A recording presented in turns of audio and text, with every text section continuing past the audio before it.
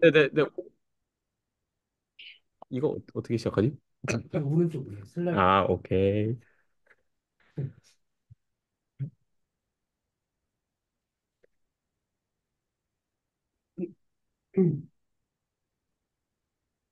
오분에 하나요?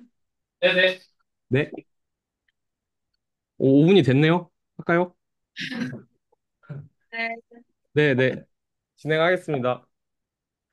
네, 저 오늘 발표 주제는 인바디드 AI고요. 아마 많이들 들어보셨을 텐데, 어떻게 보면은 뜬구름 잡는 소리일 수도 있을 것 같고, 어떻게 보면 당연한 소리도 있을 것 같은데, 그 인바디드 AI를 하기 위한 그런 다양한 방법론들, 그런 것들을 좀 소개를 하고, 뭐 메소드 같은 거는 사실 제가 오늘 발표한 논문들이 제너레이티브 모델이랑 LLM이거든요. 그래서 사실 제가 잘 모릅니다. 그래서 그냥 어떻게 잘 되고 있는가 그런 것들 그리고 그 두 개를 결합할 때 나중에 어떻게 결합하면 좋을까 뭐 이런 것에 대한 그냥 요즘 제가 이쪽을 좀 하고 있어서 그냥 저의 생각 같은 것들을 한번 정리해 봤으니 그냥 편하게 들어주시면 되고요. 그리고 저보다 더 잘 아실 거기 때문에 그 의견이나 정정 같은 거 아주 편하게 그냥 막 해주시면 감사하겠습니다. 그래서 일단 인바디드 AI란 뭐냐면 어떤 피지컬이나 시뮬레이티드 되는 월드가 있을 때 AI 에이전트가 그걸 돌아가면서 이제 환경에 대한 인식도 하고 여기서 행동도 해보고 내가 지금까지 하는 행동이 어땠나 리즈닝도 하고 그걸 통해 이 환경을 알아가면서 어떠한 태스크를 풀어나가는 그런 것을 인바디드 AI라고 하고요. 그래서 이제 이거는 되게 다양한 것들이 필요합니다. 그래서 퍼셉션이라는 뭐 비전이나 이런 것들을 어떻게 받아들일지 아니면 하이 레벨 디시전 메이킹 이런 것들을 어떻게 할지 그리고 모터 스킬 이 환경과 어떻게 내가 거기서 돌아다닐지 이런 것들이 좀 많이 필요하고요. 그래서 뭐 그냥 강학습에서는 항상 보이는 건데 어떤 환경이 있고 에이전트가 액션을 하고 거기에 대한 반응들을 보면서 내가 스스로 디시전 메이킹을 하는 것이고요. 그래서 뭐 가장 잘 아시는 디시전 메이킹에서 가장 성공하고 뭔가 유명한 사례를 알파고라고 생각을 할 수 있는데 이게 왜 성공했냐라고 하면은 완벽한 시뮬레이터가 있다는 겁니다. 그래서 이제 미래에 내가 어떻게 될지 전부 다 계획을 할 수가 있어요. 그래서 사실 디시전 메이킹을 하는데 가장 중요한 거는 두 가지라고 저는 생각을 하는데 퍼펙트한 시뮬레이터가 있고 그리고 거기에서 설치하고 플래닝을 할 수 있는 알고리즘 두 개가 중요하다고 저는 생각이 되고요. 그래서 오늘은 이 두 가지에 대해서 얘기를 해보고자 합니다. 그래서 퍼펙트 시뮬레이터는 이제 사실은 뭐 게임이나 방금 전에 바둑 같은 거는 이미 있는 건데 사실 인바디드 AI를 하는 주 목적은 나중에 리얼 월드에서 어떻게 잘 헤쳐나가고 돌아다니고 이런 것을 위해서 궁극적으로는 그런 것을 목적으로 하고 있기 때문에 리얼 월드 시뮬레이터란 존재하지 않습니다, 아직은. 그래서 이제 그 시뮬레이터를 배워야 된다고 생각을 하는데요. 그거를 배우는 것이 이제 월드 모델을 배우는 것이고 그것에 대해서 좀 최근에 좀 핫한 네 가지 논문을 그냥 스키밍하는 식으로 준비를 했고요. 그리고 이제 시뮬레이터가 완벽하게 있다고 생각했을 때 내가 이제 이거를 어떻게 잘 돌아다니고 어떻게 잘 리즈닝을 하고 이런 것을 할지 이런 에이전트는 아마 모두가 다 잘 알고 있을 거라고 생각하고 요즘 O1이나 O3들을 보면 테스트 타임 스케일링 이런 것들이 좀 각광을 받고 있는 것 같아요. 그래서 이제 그것에 대해서 조금 저의 생각 이런 것들을 발표할 예정입니다. 그래서 위에 네 개는 이제 그 제너레이티브 모델, 아래는 그 LLM에서 어떻게 잘 리즈닝 하나 이런 것에 대해서 발표하겠습니다. 그래서 이 첫 번째 논문은요. 유니심이라고 이제 아이클리어에 나왔던 논문인데 이제 얘네도 목적은 똑같습니다. 시뮬레이터가 있어야 플래닝하고 서치하니까 시뮬레이터를 어떻게 배울까에 대한 얘기고 얘는 이제 인터넷 스케일에서 뭐 비디오나 뭐 랭귀지 디스크립션 뭐 이런 것들을 가지고 이제 학습을 하는 겁니다. 그래서 이 친구는 독특한 게 그 프롬프트로 이 각도를 넣었을 때 어떻게 변화하는지 아니면 그냥 이렇게 텍스트 디스크립션을 넣을 수도 있고요. 하이 레벨 인스트럭션을 넣을 수도 있고, 로우 레벨 컨트롤을 넣을 수도 있고, 카메라 각도를 돌릴 수도 있고, 줌을 어떻게 할 수도 있고, 이런 것들이 전부 다 가능해서요. 그래서 뭐, 아까 말씀드렸던 것처럼 플래닝이랑 서치를 할 때, 여기서 이러한 액션을 하면 다음 이미지는 어떻게 되고, 여기서 이러한 뭔가 텍스트 디스크립션 되는 액션을 하면 어떻게 되고, 아니면 뭐 이런 다양한 종류의 액션도 받아들일 수 있는 그런 리얼 월드 시뮬레이터라고 보시면 되고요. 네, 그렇습니다. 이제 어떻게 잘 동작하는지는 뭐 논문을 보시면은 잘 나와 있어서 네. 더 그리고 그 데모 이게 신기한 점은 이 홈페이지에 들어가면 데모를 해볼 수가 있어요. 그래서 정말 근데 아직은 좀 되게 뿌연 화면에서 돌아다니는 것을 볼 수 있고 그래서 뭐 궁금하시면 여기 아래 들어가셔서 트라이 데모를 해보시면 좋을 것 같습니다. 근데 워낙 유명한 논문이라 다들 이미 보셨을 것 같아서 빠르게 넘어가겠습니다. 그리고 그 다음 거는 게임 젠 X라는 건데요. 이것도 똑같이 네. 보시면은 텍스트 디스크립션을 넣으면 그것에 대한 이미지가 진행이 되고 이제 막 뭐 이런 것들 이제 뭐 레이크가 나오고 뭐 이런 것들 뭐 자세하게 텍스트를 통해서 그것에 컨디션드된 월드 모델을 만들 수 있다 이런 얘기고요.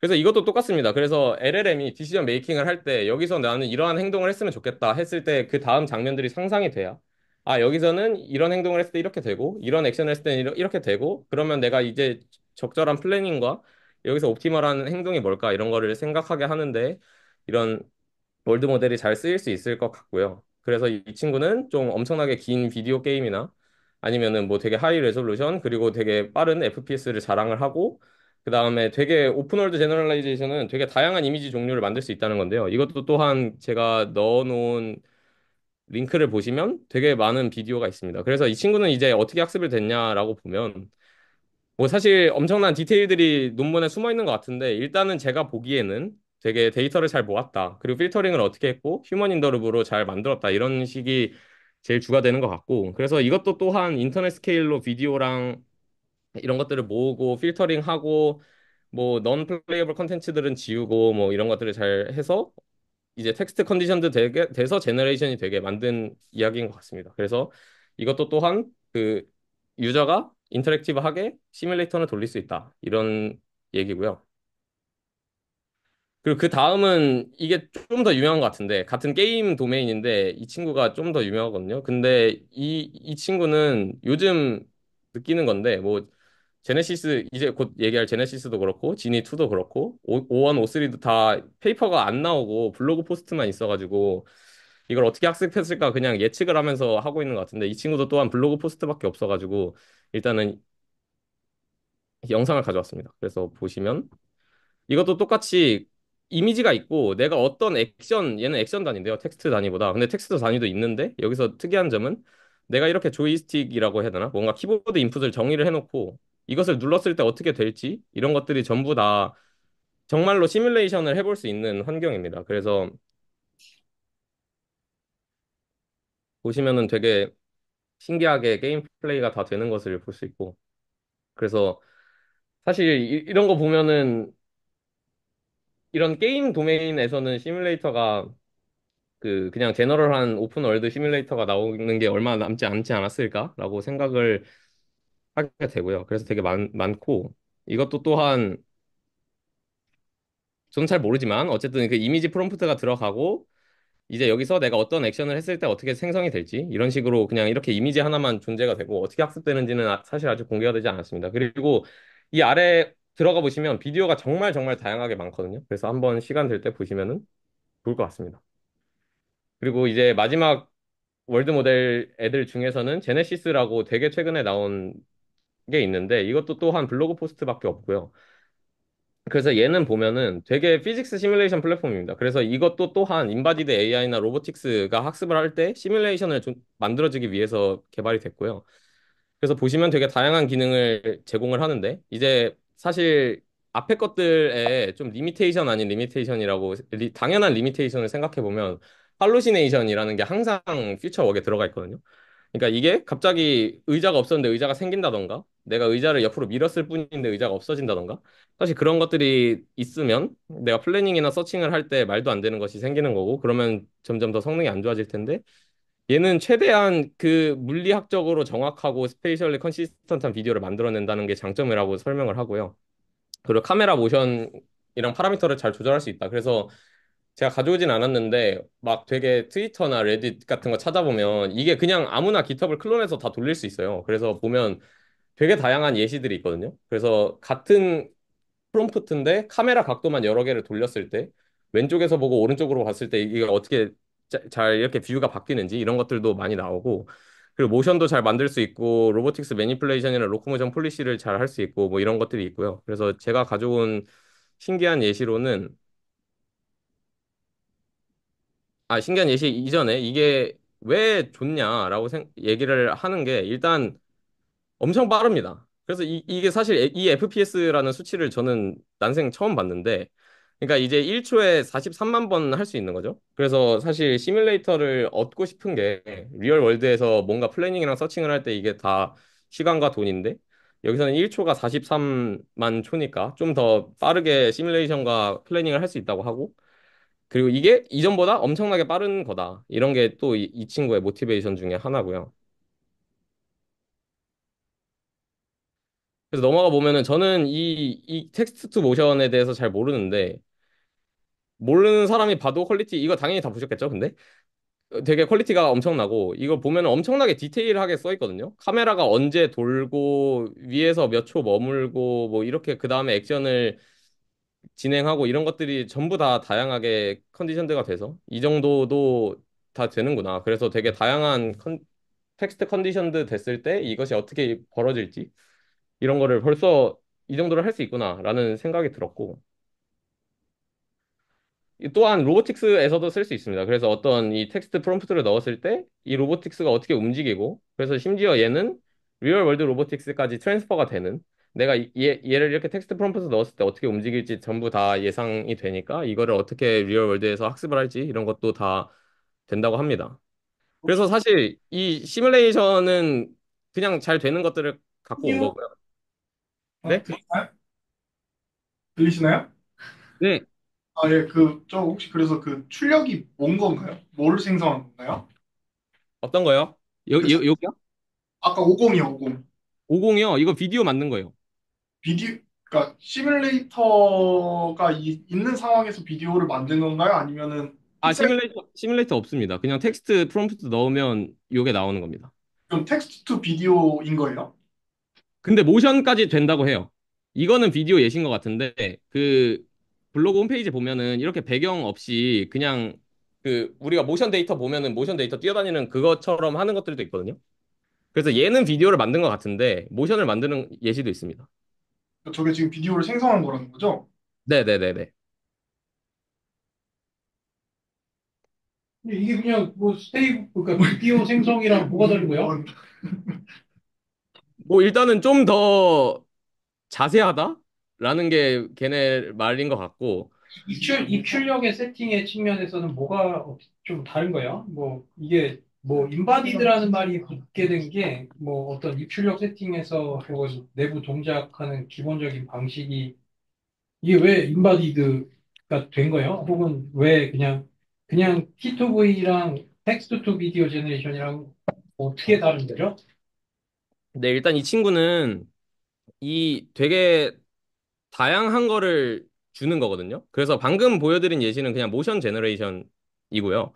그래서 사실 저거는 제가 말씀드린 뭔가 시뮬레이터, 인바디드 AI로는 뭐 사용을 어떻게 해야 될지 감은 잘 안 오는데 그냥 시뮬레이션만을 만드는 예시들도 있습니다. 그래서 이제 그것을 보여드리려고 가져왔던 거긴 하고요. 근데 되게 놀라운 결과라서 일단 저거를 보여드렸던 거고.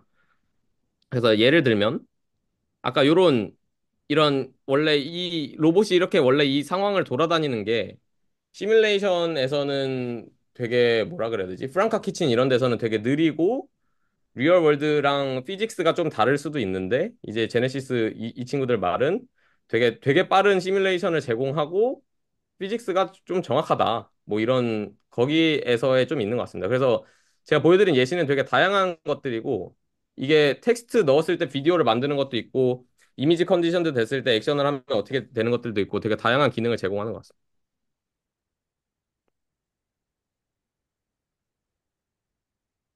근데 지금 말씀해주신 뭐 제네시스라는 모델의 구조를 저희가 알 수가 없는 거죠. 네네네. 아직은 그걸 몰라요. 그냥 이 예시들만 다 있는 거거든요. 이 홈페이지에 가보시면 뭔가 모델이 어떻게 생겼고 이거보다는 근데 아마 곧 페이퍼를 공개한다고는 하는데 그냥 이런 것들도 됩니다 하면서 텍스트 써놓고 퀄리테이티브 리절트 이렇게만 돼 있습니다. 지금. 근데 깃허브에 공개돼 있어서 까보면은 다 알 수 있을 것 같긴 해요. 아, 코드는 공개가 돼 있는. 네네. 그래서 클론에서 그냥 제가 텍스트 인풋으로 넣으면 비디오도 만들 수 있고 그래서 제가 아까 그 말씀드린 레딧이나 이런 데 가면은 되게 많은 예시들을 볼 수 있습니다.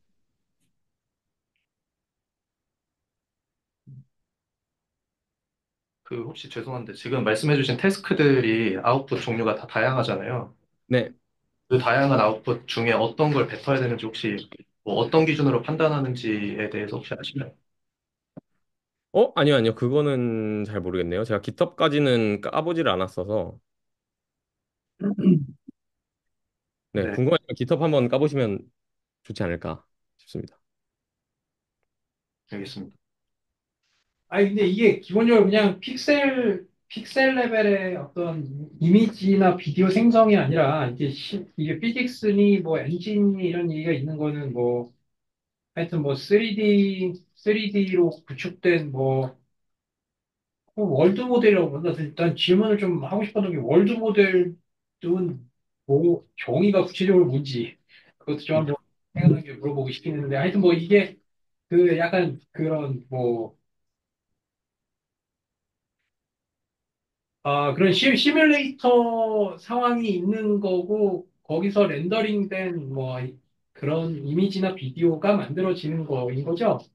네네. 근데 비디오를 만드는 것도 있고, 3D 오브젝트를 만드는 것도 있고, 모션을 만드는 것도 있고, 여기는 되게 다양합니다. 그 이전까지는 명확했거든요. 얘는 딱 비디오가 나오는 친구고, 그래서 월드 모델이라고 하면 내가 어떤 액션을 했을 때 그 다음이 어떻게 생성이 될지 이런 것들을 월드 모델이라고 부르고, 이제 지금까지는 그게 명확했는데, 이제 이 친구로 넘어오면서 좀 되게 너무 다양한 모달리티들을 제공을 해서, 그리고 이게 어떻게 돼 있는지에 대한 설명이 아직 없어서 제가 정확하게 답변은 드릴 수 없는데, 네, 여기 넘어와서는 좀 더 제너럴해진 것 같습니다. 뭔가 제가 만들고 싶은 게 있으면은 모션도 만들 수 있고, 3D 뭐 토킹 헤드라고 하나요? 뭐 어쨌든 그것도 만들 수 있고 되게 다양하게 하더라고요. 이 논문까지는 아닌데 어쨌든 이 깃허브를 들어가 보면 여기는 좀 다양하게 합니다. 그러니까 뭔가 하여튼 메타버스 같은 뭐 그런 뭐 뭐 그런 어떤 월드 시뮬레이터 같은 게 있는 거고, 거기에 이제 벡터 폼의 형태로 뭔가 입력이 제공되면 그게 어떤 뭐 특정한 물, 물체도 거기서 렌더링이 되고, 뭐 걔가 움직이는 것도 그런 벡터의 형태라고 해야 되나? 뭐 하여튼 그런 거이겠네요. 그죠? 네네네. 저도 그렇게 생각합니다. 네. 네, 넘어가도 될까요? 네, 네. 그래서 사실 여기까지는 그냥 잘 되는 것들을 가져왔고요. 그래서 이제 이걸 어떻게 잘 써먹을까? 아니면 이런 시뮬레이션이 존재할 때 어떻게 잘 서칭을 하고 플래닝을 할까에 대한 그냥 어, 제 개인적인 생각이라고 해야 되나? 어쨌든 그거를 좀 준비를 해봤습니다. 그래서 요즘 핫하잖아요. O1, O3, 테스트 타임 스케일링. 이거 저 사실 하나도 몰라가지고 요즘 좀 찾아보고 있거든요. 그래서 좀 추천받은 슬라이드가 있어서 그거를 보고 좀 정리도 하고 제 생각을 좀 써봤는데요. 일단은 이거는 이제 X축이 파라미터죠. 그래서 파라미터 스케일링 하면은 점점 좋아진다. 이거는 뭐 원래 다들 알던 사실인데 이제 O1 때부터 이제 X축이 테스트 타임 컴퓨트, 트레인 타임 컴퓨트 이런 식으로 바뀌었는데요. 그러니까 테스트 타임 때 컴퓨터를 많이 쓰면 쓸수록 성능이 올라가더라. 이런 좀 테스트 타임 스케일링에 대한 얘기가 제가 알기로는 처음 나온 것 같은데 아닐 수도 있는데 어쨌든 제가 알기로는 처음 봤고 저도 이게 되게 놀라웠던 거고 이게 그런 인상을 좀 받았고요. 그래서 이제 서칭 뭐 지금까지 계속 했던 얘기인데 서칭이 되게 중요하더라. 그래서 이분이 이제 스트로베리 O1을 만드신 분인데 그러니까 이게 사실 얼마나 그 서칭에 대한 스케일을 높이면 좋을지 잘 자기가 몰랐는데 이걸 좀 빨리 알았더라면 좀 더 좋은 것들을 만들 수 있지 않았을까. 이래서 좀 서칭에 대한 좀 중요성? 그래서 요즘은 테스트 타임 때 스케일링을 잘 하는 것이 좋을 것 같더라. 이런 얘기를 좀 많이 하는 것 같고요. 그래서 이거는 그냥 간단한 예시인데 뭔가 9 곱하기 9 보드게임에서 저도 정확한 세팅은 모르지만 여기서 그냥 제가 말씀드리고 싶은 거는 뭔가 이 성능이 고정돼 있을 때 이 같은 색깔들이 성능이거든요. 그래서 만약에 마이너스 1500점 성능이 있을 때 트레인 타임 컴퓨트를 올려도 성능이 올라가는데 이제 테스트 타임 컴퓨터를 올려도 성능이 올라가더라. 그러니까 이렇게 이쪽으로 잘라 보면 트레인 타임 컴퓨트는 동일해도 테스트 타임 때 컴퓨트가 올라갈수록 성능이 좋아지고 테스트 타임 컴퓨트가 고정돼도 트레인 타임 컴퓨트가 올라갈수록 좋아지더라. 그래서 저는 놀라웠던 게 이런 테스트 타임 컴퓨터를 지금까지 고려를 했었나? 그냥 이렇게 트레인 타임 컴퓨트가 고정돼도 테스트 타임 컴퓨트가 늘어나면 그러니까 어떻게 보면 서칭과 플래닝을 좀 더 많이 한다고 볼 수 있겠죠? 그래도 성능이 올라가는구나. 이런 것들이 좀 신기했고요. 그래서 아, 이제 어떻게, 네, 네. 그 테스트 타임 컴퓨트이 뭐예요? 아니, 그 테스트 타임 컴퓨트를 어떻게 늘려요? 뭐 약간 암산불링 뭐 이런 거를 뭐 많이 하거나 뭐 아니면 빔 서치 이런 거를 뭐 많이 해본다 뭐 이런 얘기인가요? 뭐 테스트 타임 컴퓨터는 뭐 정해진 뉴럴넷의 포워드 프로포게이션 쫙 하면 뭐 거기서의 계산량이야 뭐 그냥 정해져 있는 건데 네. 정해진다는 게 구체적으로 어떤 의미예요? 네네네. 일단은 이 예시보다 5원 예시로 말씀드려도 될까요? 네네. 네, 일단은 제가 예시를 뺀 것 같긴 한데 그러니까 5원이 작동하는 원리가 사실 체인 오브 섯을 여러 번 할수록 성능이 좋아지는 것은 원래 알려져 있는 사실인데 그러니까 체인 오브 섯을 이 오원 스스로가 생각을 해내는 겁니다. 그래서 지금 만약에 되게 어려운 문제가 주어지면 이것을 태스크를 디컴포즈 하는 것부터 시작해서 이거는 여기서부터 생각을 해보자. 그러면 이런 식으로 생각하면 이런 결론이 나오는데 이런 결론은 사실은 안 좋았어. 그러면 다시 돌아가서 이렇게 생각을 해보자. 이렇게 좀 체인 오브 섯을 자기 스스로 생각을 하는 그래서 깊게 고뇌할수록 더 좋은 성능이 나오는 그런 것을 이제 테스트 타임 스케일링이라고 하고요. 그래서 이게 일단 이 부분 생략하고 말씀드리면, 그러니까 원래 저희가 멀티 에이전트 이런 얘기 많이 했잖아요. 그래서 이런 크래들 같은 게임 환경에서 생각을 해보면, 이렇게 어떤 태스크가 주어지고 인풋이 들어가면, 이렇게 다양한 LLM을 통과해서 나오는 것이 정답인데, 이거를 우리가 쓰는 건데, 이제 사람들이 왜 이렇게 멀티 에이전트로 분할을 하고 태스크를 많이 나눠서 갈까? 그러니까 이것도 어떻게 보면 테스트 타임 스케일링이라고 저는 생각을 하거든요. 그러니까 이제 학습은 이미 끝났고 어떤 태스크를 풀 건데 이 태스크가 어려울수록 에이전트 단위를 되게 잘게 나누고 얘네한테 각각의 뭔가 작은 생각들을 부여하고 그런 것들이 성능이 더 좋더라. 그래서 이런 얼만큼 더 고민을 할까? 이런 것이 저는 테스트 타임 스케일링이라고 생각을 하는데 이거는 이제 사람이 휴리스틱으로 전부 다 나눠 놓은 거고요. 여기서 어떤 게 중요할지 뽑아. 이게 지금까지 내가 이런 메모리를 통해서 했을 때 이게 정말 적절했는지 고뇌해봐. 그리고 이런 거 태스크는 어떨지 생각해봐. 이런 건데 이제 오어는 자기가 스스로 필요한 만큼 고민한다는 게 저는 좋은 것 같거든요. 그리고 이 테스트 타임 스케일링을 사람의 휴리스틱으로 고정시켜 놓은 게 아니라 오어는 되게 다이나믹하게 내가 길게 생각할 때는 길게 생각하고 짧게 생각할 때는 짧게 생각하는 이런 되게 간단한 베이직 매스에 대해서는 생각 안 하고 그냥 바로 나오고요. 이렇게 좀 어려운 암호 같은 문제를 할 때는 48초 동안 생각을 해서 내는 그러니까 자기가 태스크를 더 잘게 나누고 고민할 만큼 고민하고 이게 얼만큼 좋았던 생각인지 아니면 돌아가서 할지 이런 것들을 더 길게 자기가 스스로 프롬프트를 생성해내면서 가는 게 테스트 타임 스케일링이라고 저는 알고 있습니다. 네. 답변이 좀 됐을까요? 아, 네네. 네, 그래서 뭐 사실 이거 어떻게 하냐는 아무도 모르죠.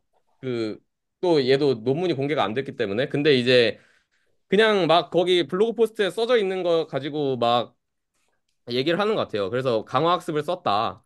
강화학습을 어떻게 썼냐? 생각할 때마다 이게 몇 점짜리 생각이었는지 보고 다시 돌아가서 익스플로이테이션을 하고 강화학습에서 항상 나오는 그것들을 잘했다고 하고 체인 오브 숏도 이제 토큰 스트림으로 체인 오브 숏을 그냥 계속 테스트 타임 때 내가 길게 생각할 거면 길게 생각하고 짧게 생각할 거면 그냥 짧게 생각하는 이게 좀 플렉서블한 자기가 스스로 자기의 실수를 고치고 뭐 이런 것들을 한다고 하고요.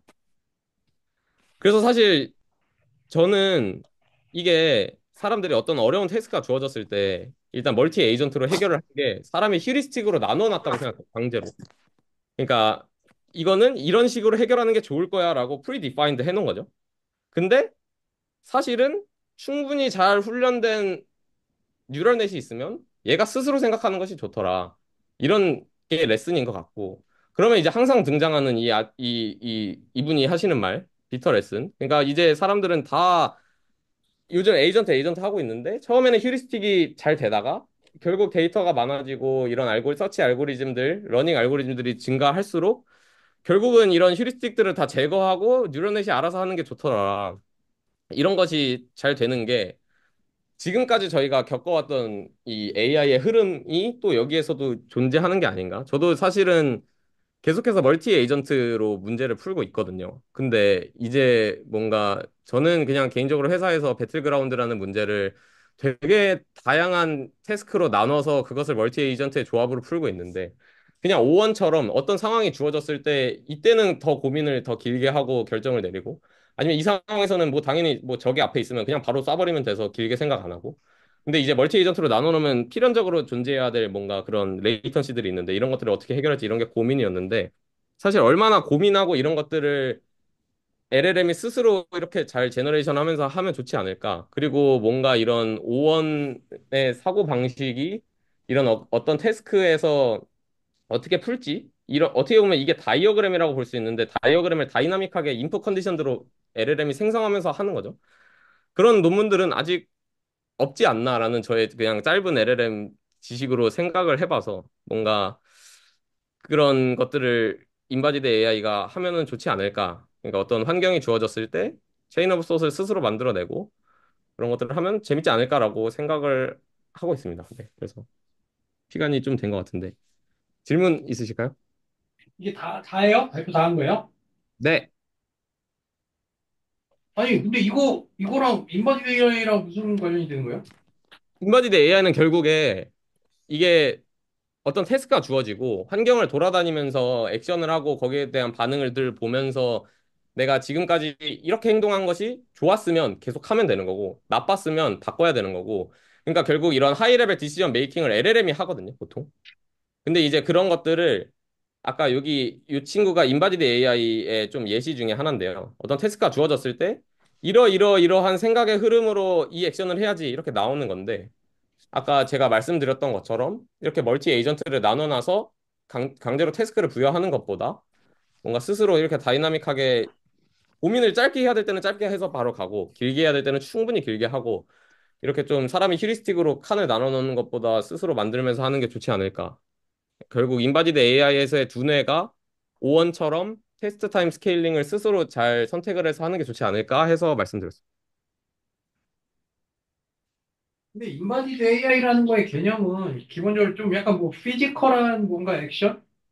네. 뭐 좀 그런 거를 수반하는 그런 거를 동반하는 거가 조금 인바디드 AI 개념으로 알고 있는데 지금 얘기해 주는 거는 나는 약간 무슨 메타로닝 같은 혹은 그런 아키텍처 서치 같은 뭐 그런 류의 연구처럼 좀 들리거든요. 뭐 혹은 뭐 러닝 투 런, 뭐 그러니까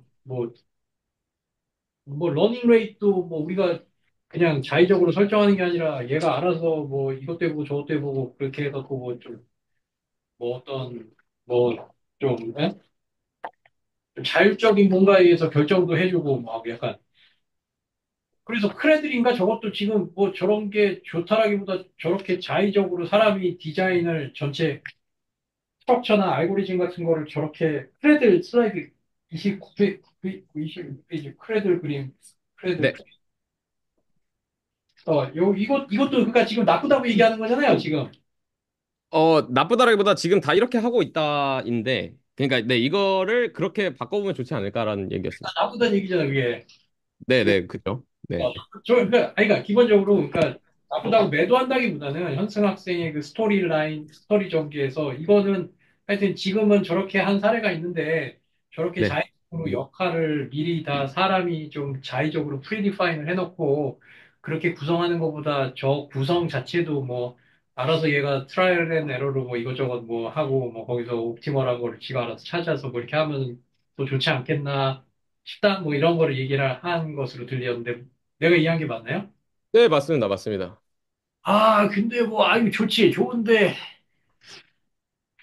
뭐 약간 나, 인바디드 AI를 몰라서인지 아니면 여기서 얘기하고자 하는 포인트를 조금 내가 덜 이해해서인지 모르겠는데, 조금 그 둘이 조금, 아, 네네. 그, 인바디드 AI가 그 교수님이 생각하시는 그런 피직스 월드 돌아다니는 거 맞고요. 그리고 사실 요 뒤에 모터 스킬이라는 애가 존재하는데, 제가 요 부분은 그냥 과감하게 생략했습니다. 그래서, 그러니까 예를 들면, 액션이 뭐 가서 문을 열어라 라고 나오면 그 모터 스킬이 이제 월드를 실제로 돌아다니면서 그 다음에 나오는 스테이트들을 주는 거고 그거를 기반으로 지금까지 이러한 행동들을 했을 때 이제는 그 다음 태스크를 위해서 어떤 행동을 해야 될까 이런 것들을 이제 고민하는 단계가 이제 하이 레벨 디시전 메이킹이고요. 그러니까 이게 되게 인바디드 AI라는 게 그냥 고정된 환경이라고 해야 되나? 어떤 그냥 정해진 게 아니라 이 환경을 돌아다니면서 내가 다양한 것을 경험해보고 얻는 과정에서 그런 것들을 잘 정리하고 리플렉션하고 이런 것들이 필요해서 LLM이 저는 필수적인 것 같고 이제 그런 고민들을 할 때 어떻게 고민하면 좋을까에 대한 그냥 저의 생각이었습니다. 근데 약간 그 포인트가 나는 좀 하여튼 현승 학생의 포인트가 약간 뭐 네, 이거 뭐 네, 그래요. 근데 뭐 그냥 내가 조금 해서 현수 학생의 포인트를 해석을 좀 내 식대로 아니면 내 뇌피셜 같은 걸로 좀 해석을 할 때는 저 하이레벨 디시전 메이킹이라고 부르는 저거가 약간 그리고 뭐 아까 크레들 그거 예시도 그렇고 약간 그리고 뭐 중간에 서치 얘기도 나오고 저 할아버지의 서치가 뭐 그 시기도 그렇고 네? 네. 기록이었어. 네. 무슨 그, 나는 현상학생 무슨 얘기하는지가 조금 잘 모르겠었는데 이 네. 사람이 뭐 서치를 스케일업을 잘 할 수 있었으면 뭐 훨씬 더 좋았을 거다 뭐 이런 얘기인 거잖아요. 서치 앤 러닝. 네, 일단 여기서 제가 드리고 싶었던 말씀은 그러니까 휴리스틱으로 전부 다 나눠놓는 것보다 그냥 뉴럴넷이 알아서 잘 서치랑 플래닝 하게 냅두는 게 좋다라는 근데 얘기였고요. 네. 그게 알아서 하게 하는 게 다 좋지. 그리고 머신러닝이 기본적으로 학습 데이터만 주면 그걸 가지고 알아서 네가 좀 배워라가 머신러닝의 기본 좀 방향성 같은 거잖아요. 뭐 그런 네. 전문 비교할 때 대비해서 근데 이제 뭐 그게 말이 쉬운데 이제 그게 이제 챌린징 아니고 어려운 이유는 내가 보기에는 좀 이게 내 비주얼이지만 하여튼 저그 디스크리트 옵티마이제이션 그리고 저 서치 얘기가 등장하는 것도 저 서치는 이제 그 약간 그레이디언트 그런 거 구하기 어려운 그 디스크리트한 어떤 옵티마이제이션 카테고리컬 베리어블 내가 요걸 할지 저거 할지 저거 할지 그러니까 러닝 레이스 뭐 0.1로 할지 0.5로 할지 0.0으로 할지 뭐 이런 거는 컨티뉴어스 베리어블이니까 그 자체에 대한 어떤 그 그레이디언트 시그널 같은 거를 우리가 얻어낼 수 있는데 뭐 그런 바둑도 그렇고 디스크리트 액션 스페이스라고 해야 될까 뭐 하여튼 디스크리트 베리어블에 대한 옵티마이제이션은 저 서치 같은 거를 좀 수반 동반을 필수적으로 해야 되기 때문에 아까 얘기했던 뭐 디시전 메이킹이라는 것도 그 문제의 본질 같은 경우는 좀 그런 디스크리트 옵티마이제이션 그리고 그거를 좀 프랙티컬리 좀 부업을 피저블하게 그 좀 이렇게 좀 어느 정도 이게 실현 가능한 실행 시간 내에 할 수 있는 이런 어떤 서치 알고리즘이 좀 좋아야 되는 뭐 약간 그런 게 중요해질 것 같다 뭐 이런 얘기로 내가 이해를 했는데 네네네. 근데 뭐 사실 그 O1이 하는 거 보면 이게 뭐 디스크리트 액션이기 때문에 서칭을 잘 해서 이렇게 잘 되는 거는 아니라고 생각을 하긴 하거든요, 저는. 그러니까 어떤 문제가 주어졌을 때 사실 태스크 디컴포즈를 알아서 한 거죠.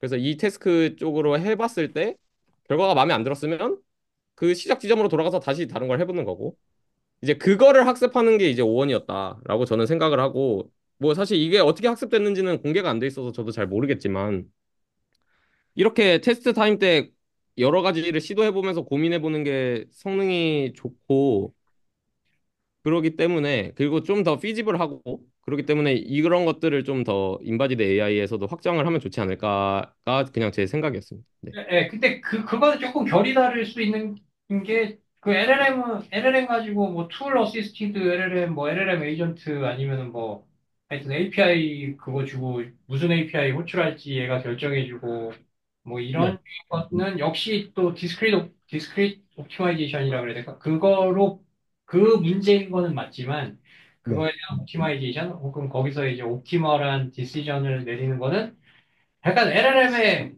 블랙 매직에 의존하는 거잖아요. 네. 그러니까 그러니까 그게 틀린 방향이라기보다는, 그러니까 LLM이 그렇게 놀라운 능력을 보여주고 있으니까 얘 계속 좀, 얘를 한번 좀 믿어보자. 네. 얘가 왜 이 주식을 추천하는지 모르지만 얘가 하여튼 공부 많이 했고 똑똑한 것 같으니까 얘 한번 그냥 눈 딱 감고 그냥 근거는 모르지만 믿어보자 같은, 그러니까 LLM의 그러니까 그런 어떤, LLM에 의존하자, 뭐 약간 그게 포인트인 건가요? 그러면? 현생학생. 근데 그 애초에 그 LLM이 그렇게 학습됐다는 겁니다. 그러니까 이렇게 좀 잘 테스트 타임 때 애초에 그러니까 저도 처음에 그게 되게 궁금했거든요. 그러니까 O1 체크 포인트 위에서 그냥 프롬프팅만 한 걸까? 그러니까 GPT-4.5의 파라미터를 가져다가 체인 오브 솥을 자기 스스로 하기 위해서 그냥 프롬프팅으로 됐을까라는 고민이 있었는데 되게 좀 이런 강의라고 할까? 그러니까 어쨌든 발표나 이런 것들을 찾아봤을 때 애초에 스스로 이렇게 체인 오브 솥을 알아서 하고 셀프 리플렉션, 셀프 제너레이션을 하도록 학습이 됐다고 하는 사람들이 많더라고요. 그러니까 결론적으로는 이제 뭔가 LLM이 학습이 될 때부터 이렇게 서칭을 어떻게 하는지를 이렇게 잘 애초에 그러니까 뭔가 만약에 예를 들면 뭐 펍지에서 잘 돌아다니는 인바디드 AI를 만들 때 그냥 제너럴한 GPT-4o 같은 친구를 멀티 에이전트로 나눠서 하는 것보다 어떤 태스크가 주어졌을 때 자기 스스로 좀 생각하는 능력을 가진 모델을 뽑고 그걸로 이제 잘 롤아웃을 하면서 테스트 타임 때 서칭을 하는 게 좋지 않을까라는 얘기입니다. 네. 제가 찾아봤을 때 테스트 타임 스케일링은 뭔가 원비를 10번 돌리면은 뭐, 3B를 이기고, 뭐, 8B를 10번 돌리면은 70B 이기고, 뭐, 이런 느낌으로 생각을 했었거든요. 그리고 방금 저기서 보여주신 허깅 페이스에서 공개한 테스트 타임 스케일링에는 여러 가지 방법이 있는 거 지금 보이는데, 그 중에 하나가 뭐, 보팅, 뭐, 셀프 컨시스턴시 같은 보팅 방법도 있고요. 음, 뭐, 접근하는 방법은 다양하겠지만, 어쨌든 여기서 테스트 타임 스케일링에서 말하고자 하는 주요 요지는 프리 트레이닝, 뭐 70B 모델 프리 트레이닝 하는데 시간을 너무 쏟기보다 작은 모델을 여러 번 더 많이 인퍼런스 시켜도 성능을 꽤 뽑아낼 수 있다. 뭐 이런 요지로 저는 이해를 했는데 맞나요? 뭐 일단은 그 트레인 타임이랑 테스트 타임 그래프를 보면은 그게 맞는 것 같고요. 그러니까 트레인 타임 고정시켰을 때 아니면 제가 그래프로 다시 갈까요?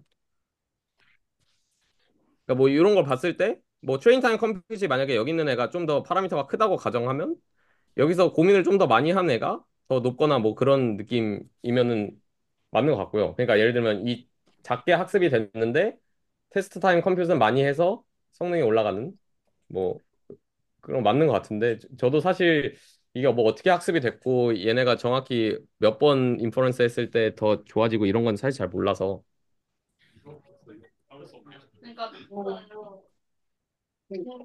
말씀하고자 하는 게 테스트 타임 스케일링을 해서 이 옛날에는 딱 1초 만에 답이 딱 나왔는데 이제 10초 뒤에 답이 나와도 정확하면 되는 거니까 그 10초 안에 모델이 생각을 할 때 다양한 뭐 에이전트나 뭐 시뮬레이션 모델이나 뭐 이런 걸 넣어서 써보자 이런 게 지금 말씀. 그러니까 네네 정확한데 하나만 더 추가 설명을 하자면 그러니까 사실 인바디드 AI라는 게 그냥 환경을 돌아다니면서 마주하는 태스크들을 자기가 풀어나가는 거거든요.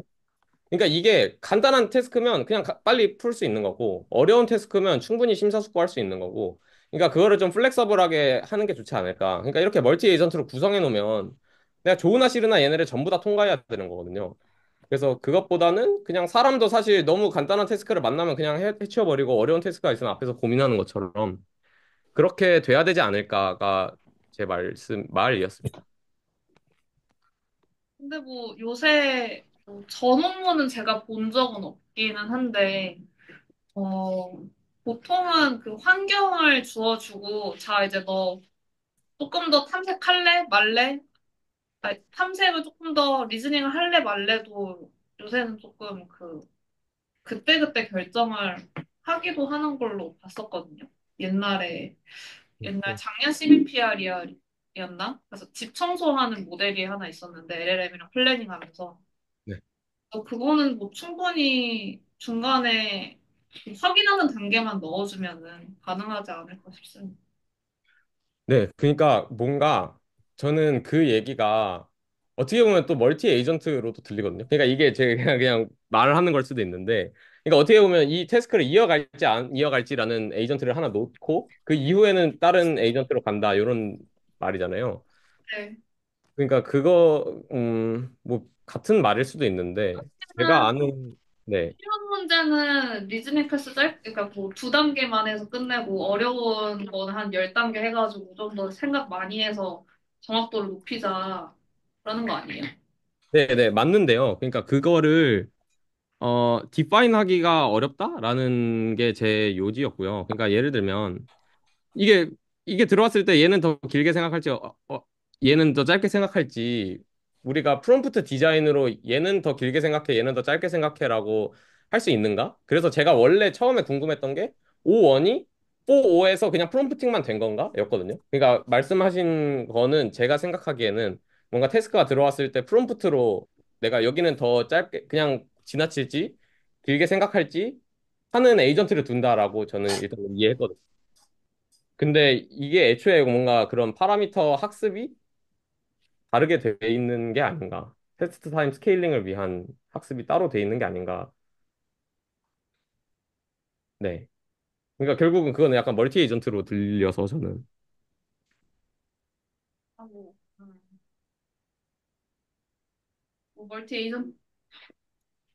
뭐 멀티 에이전트의 정의도 요새 참 애매하긴 한데. 네. 네네. 어,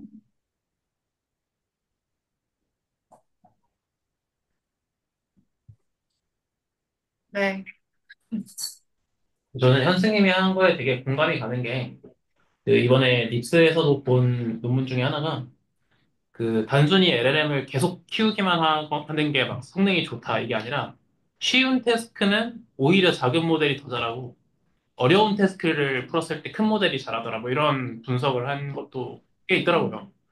그런 측면에서 봤을 때 그 스스로 내가 컴퓨테이션 그 소스를 얼마나 쓸 건지를 결정할 수 있다면 되게 좋을 것 같아요. 실제로 인바디드 AI라는 게 그 마주하는 환경이 엄청 다이나믹하잖아요. 저희가 일반적으로 푸는 뭐 QA 태스크 이런 거보다도 훨씬 많이. 그래서 그런 측면에서 봤을 때 저는 이 인바디드 AI랑 이 스스로 결정할 수 있는 능력이 합쳐지는 게 되게 좋은 방향성 같아요. 네네. 저도 고민하게 된 이유가 뭔가 저는 그냥 펍지를 하고 있는데 그렇게 진짜 리얼타임 반응이 필요할 때가 있고요. 그러니까 적이 등장했으면은 사실 고민하지 않고 쏴버려야 되는 거고 그냥 평화로울 때는 내가 앞으로 뭘 할지 충분히 고민하면 좋은 거고.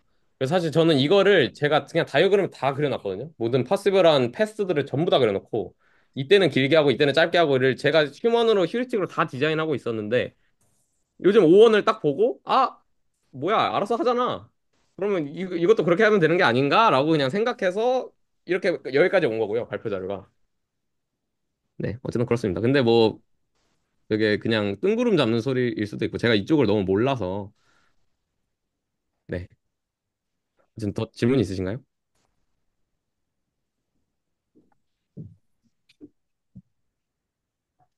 없으면은 너무 오바됐는데 죄송합니다. 준호님. 네. 들어주셔서 감사합니다.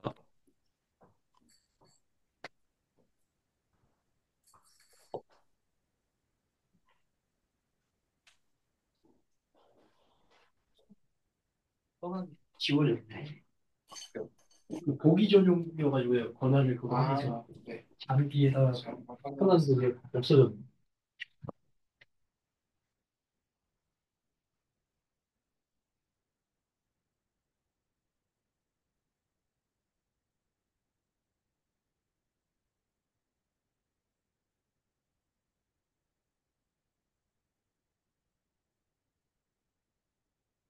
네.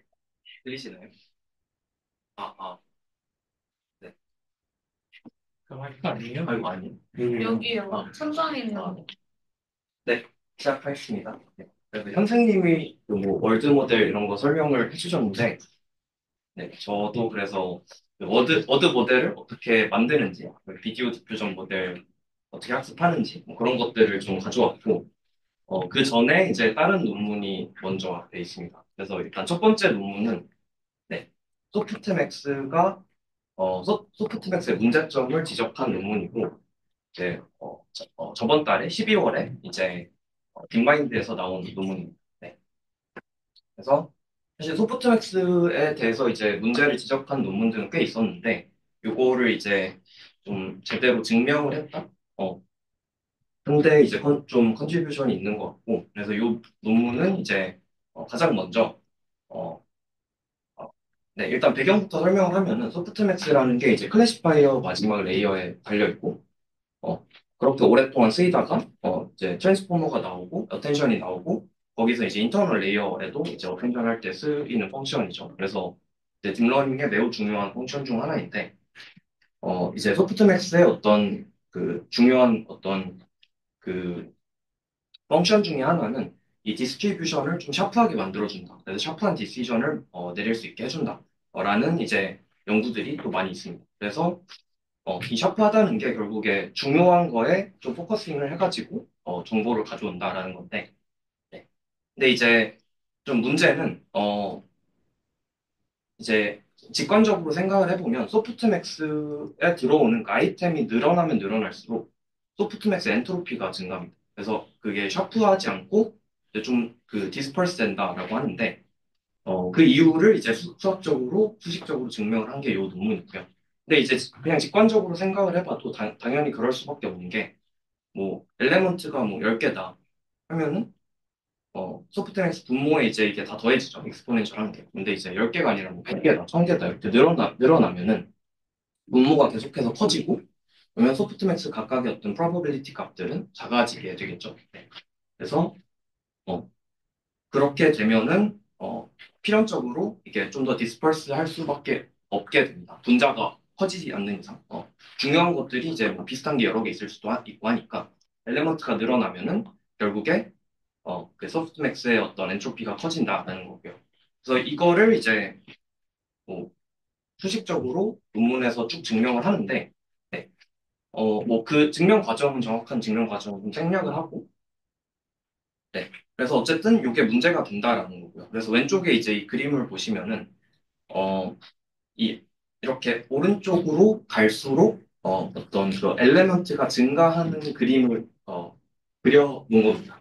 그리고 이제 이 선이 그 정답에 해당하는 어떤 아이템이거든요. 그래서 여기에 이제 포커싱을 확실히 해야, 어, 되는 건데, number of element가 늘어나면 늘어날수록 이 오른쪽에 있는 선이 아니라 뭐 다른 애들도 이제 참조를 많이 하게 된다는 거죠. 네. 그래서 그렇게 엘리먼트가 늘어나면 늘어날수록 학습이 잘 안 된다라는 그 소프트엑스 포커싱이 잘 안 된다라는 거고. XY축이 뭐예요, 저기? 네, 모양가? 네, 그래서 이게 이제 이 박스 하나를 보시면은 이 박스 하나가 이제 16개 콜롬으로 돼 있거든요. 그래서 그게 이제 16개 아이템이라고 생각을 하시면 됩니다. 소프트맥스에 들어가는 16차원의 로직이라고 생각을 네. 하시면 되고, 그래서 이제 그 배치, 이 Y축은 배치거든요. 그냥 데이터라고 생각을 하시면 돼요. 서로 다른 어떤 데이터 셋이 32개가 있다라는 거고, 이렇게 오른쪽으로 쭉 갈수록, 이제 지금은 예를 들어 뭐 16개만 가지고, 어, 우리가 16개 어떤 그 아이템 로짓을 넣었을 때, 이제 정확한 하나를 딱 집어냈다라는 건데, 이쪽으로 갈수록 16개가 아니라, 지금 뭐 그림에는 16개, 탑 16개만 포함을 했지만, 뭐 더 많은 어떤 엘레먼트들을 넣은 다음에, 이제 결과를 이제 이렇게 뽑아보면은, 이렇게 나온다라는, 그런 그림입니다. 네. 그래서 이게 이제 좀 문제가 되는 게, 이 소프트맥스라는 게 LLM에도 네, 사용이 되고, 디퓨전 모델에도 사용이 되고, 다 사용이 되겠죠. 당연히 트랜스포머 기반 모델에는. 그래서 특히 LLM 같은 경우는 학습이 일단 됐는데, 이제 제너레이션 할 때는 그 컨텍스트 랭스나 이제 제너레이션 하고자 하는 토큰 수가 이제 뭐 무한히 늘어날 수 있죠. 디퓨전 모델도 마찬가지고, 디퓨전 모델도 어떤 뭐 요즘에는 픽스드 이미지나 비디오로 학습시키진 않지만 그래도 어떤 트레이닝 셋의 디스트리뷰션이 있는데 그거보다 이제 크거나 작은 어떤 비디오나 이미지를 생성을 할 때 이런 문제가 이제 필연적으로 좀 발생을 한다. 특히 이제 그 엘레먼트가 늘어나면 늘어날수록 그 어텐션 값들이 뭐 디스퍼스해져가지고 떤 디스트리뷰션 시프트가 생기게 되고 그로 기인해서 이제 어떤 뭐 롱 컨텍스트 이미지나 뭐 롱 컨텍스트 비디오나 아니면 뭐 아주 긴 뭐 LLM으로 글을 생성할 때 잘 작동을 하지 않는다라는 거죠. 네. 그래서 뭐 이런 어떤 문제를 이제 잘 정의를 한 게 이 논문의 컨트리뷰션이다라고 보시면 되고 그리고 이제 그거에 대한 이제 약간 좀 논문에서도 인정을 하는데 좀 간이적인 약간 임시 방편을 이제 제시를 합니다. 그래서 좀 근본적으로는 좀 더 이제 뭐 소프트맥스를 대체한다든지 다른 펑션이 필요할 수 있는데 일단 이제 가장 쉽게 할 수 있는 거는 당연히 소프트맥스니까 어떤 템퍼처 값을 조절을 해가지고 어, 어댑티브하게 그 어떤 엔트로피 값을 조절을 해보자 하는 게 이제 이 논문에서 쉽게 좀 논문 저자들도 인정을 하는데 좀 이제 간이로 제공한 해결책이고 그래서 뭐 어떤 식으로 그걸 하냐 하면은 그 빨간 선으로 하는 건데 엔트로피가 높으면 높을수록 템퍼처를 낮춰주는 거. 템퍼처를 낮춰주면은 좀 더 디사이시브한 결과가 나오게 되고 그 말은 이제 엔트로피를 낮춘다라는 거죠. 그러니까 엔트로피가 높으면 높을수록 엔트로피를 더 낮춰주자 하는 거고 그거는 이제 좀 아쉬웠던 게 이걸 이제 토이 세팅에서 좀 이 그래프를 넣었습니다. 그래서 이게 뭐 어떤 제너럴한 태스크에 얼마나 잘 적용이 될지는 미지수여서 요 논문에 좀 그런 데 한계가 있는 것 같고요.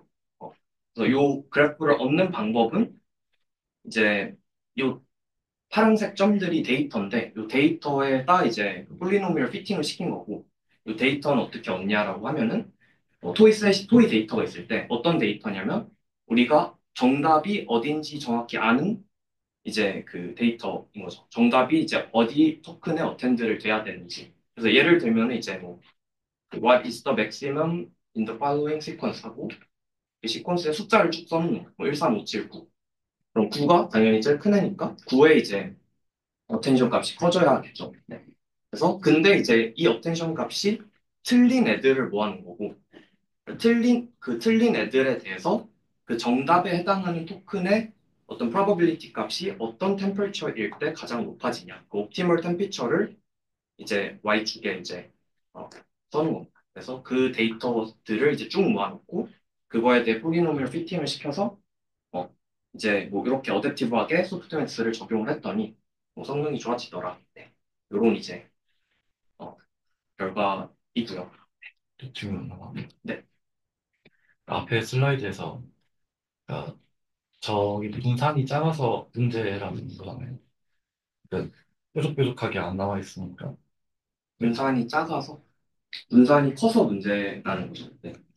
그러니까 네, 너무 많이 파져 있어서. 음, 음. 그러니까 그러면 저희가 그냥 로그 씌우면 되지 않을까라는 생각이 들어서 그러니까 그 템퍼처까지 들어가야 될까 하는 생각이 있거든요. 그냥 저 상태에서 저걸 뭐 리니어하게 뭐좀 분산을 작, 작게 해준다든지 좀 더 모아준다든지 뭐 그런 연산이 소프트맥스 바깥에 뭐 함수로 있어도 충분히 괜찮은 것 같은데 어떤 네, 뭐 네, 그것도 해결책일 수 있고, 뭐, 그거는 이제 뭐, 다양한 방식이 있을 수 있을 것 같아요. 그래서, 여기서 저자들이 말한 것도 템퍼처를 아예 0으로 낮춰서, 그냥, 하드 어텐션을 만든다든지, 뭐 다양한 어떤 해결책들이 있는데, 이제 이 논문에서는, 뭐 그런 다양한 방식에 대한 탐구보다는, 요 문제가 이제 있다라는 거를 좀 증명을 하고, 그다음에 이거에 대한 뭐 템퍼처는 다 그냥 가장 기본적으로 쓰는 거니까,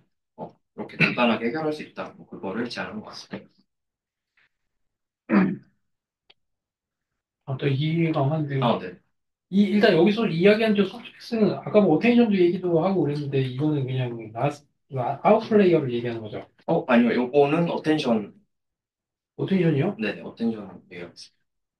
어테인션인데 누가 뭐 정답이고 뭐 잘못된 거고 이런 거가 어디에 나와요? 그러니까 그래서 그런 개념이 안 나오잖아요. 여기서 이제, 세팅이 두 가지인데, 토이 세팅이 하나 있고, 이것도 토이 세팅에 가깝긴 한데 LLM 쓰는 세팅도 있고요. 그래서 이제 아까 말씀드린 것처럼 뭐 제일 큰 숫자가 뭐냐 하고 거기에 이제 숫자들 1, 3, 5, 7, 9 리스트를 써놓는 그럼 거기서 저희가 제일 큰 숫자가 뭔지 아니까 그 토큰에 해당하는 어텐션 값이 가장 커야 된다. 이렇게 이제 저희가 정답을 아는 상태에서 데이터를 이렇게 수집을 해가지고 옵티멀 템퍼처를 구한다라는 거고요. 네. 참, 근데 이게 그러면 뭐 예를 들면 세 번째 어텐션 셀프 어텐션 블락의 어텐션을 대상으로 정답 토큰에 대한 어텐션 웨이트를 일단 뽑는다. 네, 그리고 그게 뭐 예를 이제 들면 세 번째, 네. 그게 근데 그 전체 그 시퀀스 중에 아니면 저기서 객관식으로 준 1, 3, 5, 7, 9 뭐 5개 토큰 중에서의 뭐 1등이 어텐션 웨이트가 정답이다. 9에 1등 어텐션이 배정되지 않았을 때가 저기 뭐 잘못된 샘플이라는 거잖아요. 네. 그 다음에 근데 이제 그게 이제 그 샘플에 대해서 네. Y축을 정해야 되는데 그 옵티멀 템퍼처 아니 근데 1등이 아닌 소프트맥스에서 2등 했던 로지시면 네.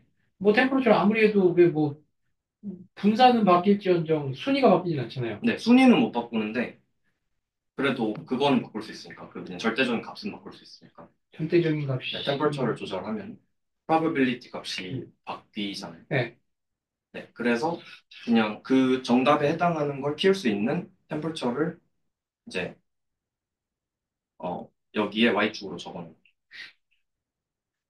근데 그 우열이 바뀔 수도 있나요? 어떤 거? 그 정답이 가장 큰 probability를 갖도록 우열을 바꿀 수는 없지 않나요? 무열은 안 바뀌죠. 소프트맥스는. 아니 근데 템퍼처를 조절하면 확률이 그냥 단조 증가 혹은 단조 감소하는 거 아니에요? 그렇지 않아요? 꼭 그렇지는 않아요? 음, 그러니까 예를 들면 템퍼러처가 지금 1일 때, 그러니까 템퍼러처를 어디셔널 템퍼러처라는 요소를 안 썼을 때 음. 60, 30, 10. 근데 하여튼 정답이 두 번째, 그러니까 30%를 배정받은 애예요.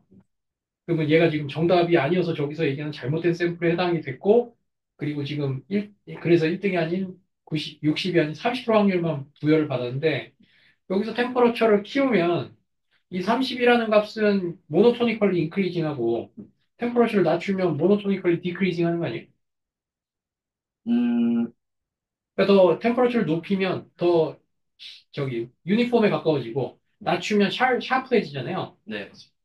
그러니까 60, 30, 12 템퍼러처를 계속 낮춘다라고 하면 뭐 80, 15, 5, 뭐 95, 3, 95, 4, 1, 뭐 이런 식으로 즉 2등에 해당하는 확률은 계속 낮아지기만 하고 거꾸로 템퍼러처를 늘리면 그 30%에 해당하는 확률은 계속 올라가는 물론 이제 33%보다 높아질 수는 없겠지.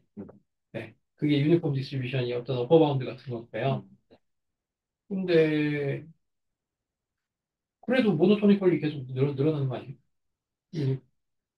일단은 네. 저도 깊게 고민을 해보진 않았는데 나는 이게 왔다 갔다 할 것 같지 않은데 내가 이해하는 교수님 말씀이 맞는 것 같습니다. 그래서 근데 일단은 그 키우진 않는 게 여기 어퍼 바운드를 어, 네, 정해놓기는 하고 그리고 이제 어쨌든 엔트로피를 낮추는 게 목표여서 여기서는 네. 템퍼처를 낮춘다. 네, 낮추는데 네. 그렇다고 교수님 확률 계속 작아지는 거 아니야?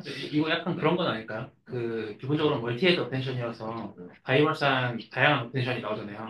네. 그 중에서 얘네들마다 다 다른 템퍼처가 적용이 되니까 잘 뽑은 애는 템퍼처를 쭉 낮춰가지고 팔싸게 만들어버리고 아닌 애들은 그냥 뭐 맥시멈 1.0 유지해서 그냥 적당히만 정보를 가져오게 하고 뭐 이런 건 아닐까요?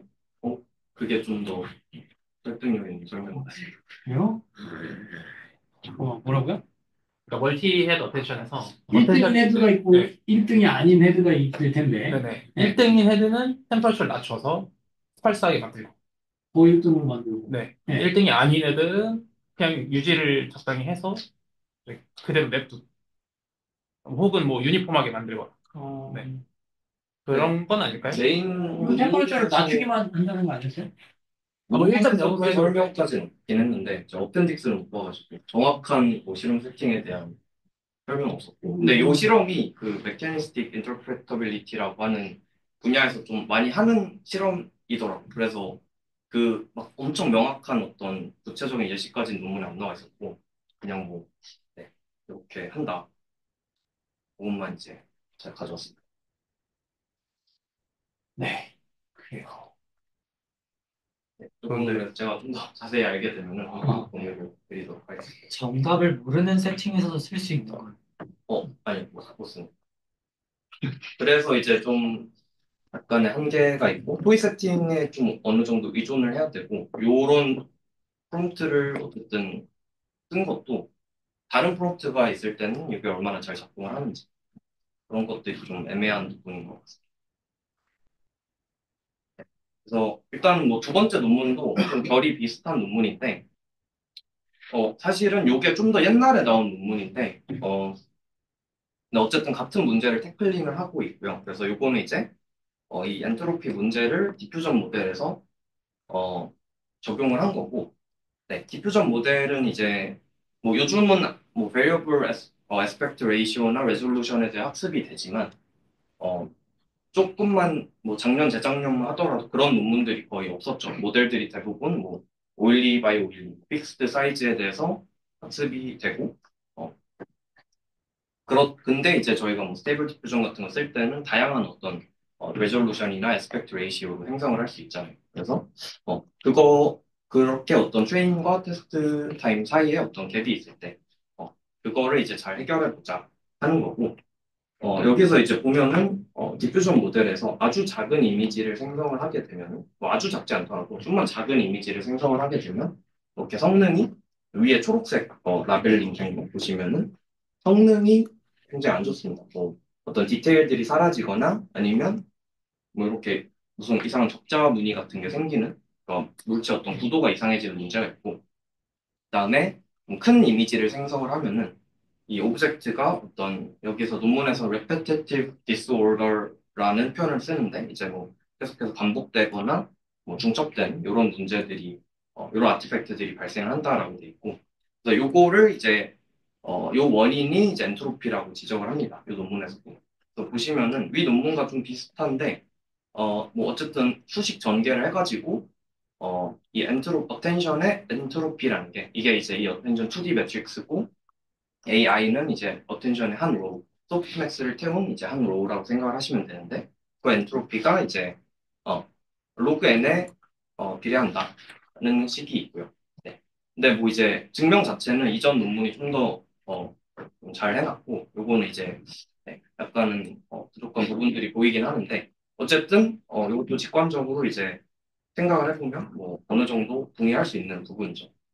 그래서 어쨌든 로그 n에 비례하고 그 말은 n이 커지면 커질수록 그러니까 이 레졸루션이 커지면 커질수록 어, 이미지가 그 엔트로피가 이제 커지겠죠. 그리고 레졸루션 작으면 작을수록 엔트로피가 작아지고 그리고 엔트로피가 작다라는 말은 이제 넓게 안 보고 그냥 포커싱 몇몇 군데만 포커싱해서 본다. 즉 주변을 잘 어텐드 못한다라는 거고 어텐션 엔트로피가 크다라는 거는 디스퍼스 돼 있는 거니까 이제 불필요하게 좀 넓은 영역을 보고 좀 잘 포커싱을 못한다.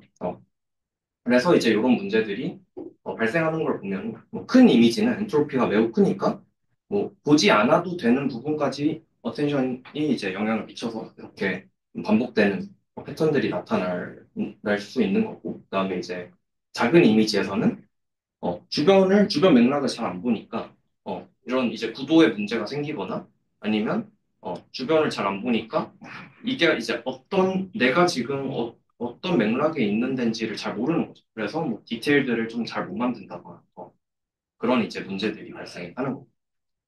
그래서 여기서도 이제 해결책을 제시를 하는 게 네. 근데 왜 넓게 보면 네. 차가 중복이 되죠? 이제 뭐 네. 어텐션의 어떤 어텐딩 하는 그 메커니즘을 보면은 네. 이제 예를 들어 여기에 이제 벽이 있어야 되는 곳인데 네. 그러면 이제 차를 굳이 어텐드를 많이 할 필요가 없는 거죠. 근데 이제 이 레솔루션이 커지면 커질수록 어텐션이 강제로 디스퍼스하게 되니까 보지 않아도 되는 곳을 보고 어, 그런 이유 때문에 이제 생기지 않아야 될 곳에 뭐 자동차가 하나 더 생긴다든지 이런 아티팩트들이 생긴다라고 아니, 논문을 설명하고 있어요. 보지 않아야 될 곳을 봤기 때문에 자동차를 만들다 말고 자동차를 또 시작해서 만든다라는 거가. 음, 뭐 예를 들면 저 이미지를 약간 왼쪽부터 스캔한다고 보면 네. 자동차 앞 휀다랑 저 A 필러 그러면서 앞창문이 이어지고 이렇게 차가 이렇게 뒷자리로 이렇게 연결되는데 헤드라이트를 또 만들었잖아요. 네. 그럼 저 헤드라이트가 또 만들어진 이유가 보지 않아야 될 때를 봤기 때문인 건가? 이제 일단 기본적으로는 이게 OOD라는 게 이제 가장 좀 정확한 설명인 것 같고요. 그러니까 어쨌든 픽스드 레졸루션에서 학습이 됐는데 이 작은 레졸루션이나 큰 레졸루션은 모델이 본 적이 없는 거고요. 그러니까 뭐 어텐션의 어떤 스태티스틱이 바뀐다. 네네. 제너럴한 어떤 비헤이비어가 바뀐다. 엔트로피가 평소 엔트로피만큼이 아니라 네. 넓어졌든 커졌든 뭐 한다. 네. 커졌든 작아졌든 한다. 네. 그러니까 얘가 이상하게 행동을 한다. 뭐 그거는 나는 오케이인 것 같거든요. 네. 네, 사실 요거는 뭐 어떻게 정확히 설명할 수 있는 부분은 없는데 이제 네. 이런 다른 패턴을 좀 반복적으로 보이는 이유가 이제 뭐 그런 데서 기인하지 않을까라고 논문이 좀 네. 어느 정도 임피리컬하게 설명하는 부분이 네. 좀 있는 것 같습니다. 그래요. 네. 그 지금 네. 말씀해주신 어텐션이 셀프 어텐션이라고 네, 맞습니다. 네. 지금 모델 버전이 어떤 건지가 나와요? 요거 스테이블 디퓨전인데 작년이니까 뭐 1.5, 1.4 뭐 이런 거일 것 같은데 뭐 저도 정확하게는 네. 그렇습니다. 1.5, 1.4. 작년 일이 있으면요. 1.5, 1.4가 다양한 해상도 이미지를 생성을 할 수는 그냥 있어. 억지로 할 그냥 수는 그렇게. 있거든. 네. 네. 할 수 있는데 잘 안 된다. 그래서 해결책은 뭐 똑같은데 결국에 그 이 람다를 조절한다라는 거. 람다가 이제 그 스케일링 팩터죠. 그 어텐션의 1 오버 루트 t이고 이거를 이제 조절한다는 게 결국에 템퍼처의 역수 같은 거랑 이제 비슷한 거죠. 물론 템퍼처에는 이 1 오버 루트 t가 포함되어 있지는 않지만 어쨌든 이제 반대로 인버스 프로포셔널하게 좀 적용되는 그런 그 파라미터라고 보시면 되고 그래서 이 식은 간단한데 그냥 이제 t가 학습 때 그 디퓨전 모델이 그 학습된 어떤 레졸루션 그리고 n이 지금 인퍼런스 할 때 레졸루션이라고 생각을 하면은 이제 내가 지금 n이 t라고 보면 그러니까 뭐 예를 들어 512 by 512로 학습이 된 모델에 512 by 512로 생성을 하겠다. 그러면 이 분모가 캔슬이 되죠. 그럼 이제 1 오버 루트 d가 나오니까 네. 원래대로 되는 거고. 근데 이제 루트 n을 n을 키운다. 그러니까 레졸루션 큰 거를 생성하고 싶다. 그러면 이제 람다가 커지게 되죠. 람다가 커지면은 엔트로피를 이제 낮추는 그런 역할을 하는 거고 반대로 이제 n을 작게 그러니까 작은 이미지 생성하고 싶다. 그럼 반대로 하는 거고. 네. 그리고 이제 요게 이제 왜 그 루트 로그 n에 비례하게 만들었냐 하면은 아까 요 식에서 이 뒤에 텀 안에 람다의 제곱텀이 들어가 있습니다. 그래서 그 람다를 루트 로그 n에 비례하게 하면은 요 앞에 있는 텀 그러니까 레졸루션의 어떤 비례해서 늘어나는 요 텀을 이제 없애기 위해서 이렇게 이제 설계를 한 거라고 보시면 될 것 같습니다. 그래서 이렇게 해가지고 다양한 어떤 그 레졸루션의 이미지를 생성을 할 때 요거 이렇게 간단하게 픽스를 했는데도 상당히 잘 작동을 하는 거를 네, 줄 수가 있습니다. 네. 일단 여기까지 좀 소프트맥스에 대해서 궁금해서 몇 개 논문을 찾아봤는데 그거를 네, 공유를 드렸고요. 마지막으로 이제 잠깐만요. 그러면 네. 키울 때 네. 이미지 사이즈를 키우면은 이것도 뭐 좀 엔트로피가 높아지니까 더 집중되게 만든다 이런 건가요? 네, 맞습니다. 근데 그러면은 아까 뭐 작은 이미지에서는 뭐 좀 디테일이 떨어진다? 뭐 조금만 봐서 디테일이 떨어진다 그랬나? 네, 뭐 맞습니다. 맥락을 못 봐서 뭐 어떻게 된다. 그럼 그런 부작용이 여기서는 또 생길 수는 없나요? 그러니까 이거를 예를 들면 큰 이미지를 만들 때 네. 저거를 필요 이상으로 과도하게 고정을 해주면 예. 이미지가 작아졌을 때와 같은 엔트로피가 작아지는 상황도 우리가 만들 수 있을 거잖아요. 네, 맞습니다. 그럼 뭐 그런 류의 뭔가 어블레이션 스터디 같은 것도 있나요? 제가 뭐 익스페리먼트를 꼼꼼히 보지는 못했는데 그래서 이 설계 자체가 지금 보시면은 크면은 무작정 보정을 해주는 게 아니라 거기에 비례해서 보정을 하는 거고 그래서 이제 요 텀에서 그 로그 n에 해당하는 텀을 이제 베리어블한 어떤 부분을 이제 삭제를 시키는 거죠. 그리고 이제 n이 정확히 t일 때, 그러니까 학습 분포랑 완전히 똑같은 레졸루션일 때는 1 오버 루트 t로 이제 일반적인 그 셀프 어텐션 스케일링 어, 어, 팩터와 똑같이 만들어주고 그래서 이제 이렇게 디자인이 돼가지고 네, 컸을 때는 그거에 이제 비례하게끔 조정을 해주는 그런 식으로 이제 돼 있어서 네, 그런 부분은 괜찮지 않을까. 그러니까, 물론 이제 얘네들의 제한 프로포즈드 어프로치라고 해야 될까요? 저거를 쓰면은 네. 더도 돌도 말고 딱 적당하게 해준다. 이거일 텐 그런 스토리일 텐데. 네.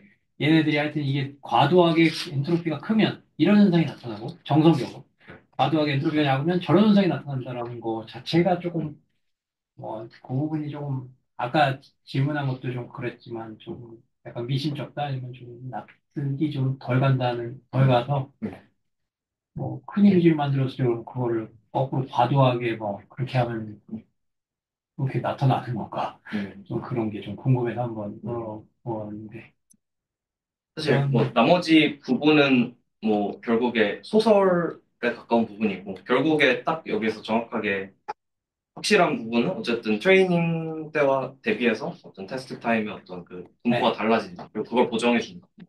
네. 네. 그 정도가 아닐까 싶습니다. 네. 그 궁금한 게 있는데 요즘 모델들은 오히려 다양한 해상도로 학습을 시키잖아요. 네. 근데 지금 여기 논문에서 좀 제시한 문제인 뭐 어텐션 엔트로피가 낮아지고 높아지고 이거는 요즘 모델들에도 있을 수는 있을 것 같은데 근데 결국에 다양한 해상도에서 이미지가 잘 생성은 된단 말이죠. 그러면 어, 궁금한 게 그런 모델들에서 왜 또 생성이 잘 되는 걸까요? 일단은 뭐 말씀하신 대로 학습 데이터에서 많이 봤으니까 일단 잘 되는 게 있고 근데 그런 모델도 결국에 더 큰 이미지를 생성하면 깨질 거란 말이죠. 결국에 똑같은 이슈가 있는 게 아닌가 저는 그렇게 생각을 하긴 하는데 네. 음, 어쨌든 뭐 학습 분포를 조금 더 다양하게 하면은 기본적으로 어떤 트레이닝 데이터 분포가 커지니까 그런데 이제 어느 정도 잘 핸들링이 되고 있는 게 아닌가 싶어요. 그러면 애초에 디퓨전을 맨 처음에 트레이닝 할 때 그 인수로 사이즈를 넣으면 해결이 될까요? 아니, 맨 처음에 아규먼트로 사이즈를 넣어주면은 네. 네, 뭐 그렇게 하고 있는 모델들이 있는 걸로 알고 있는데 네, 그러면 좀 많이 좋아지지 않나. 네. 그렇습니다. 네.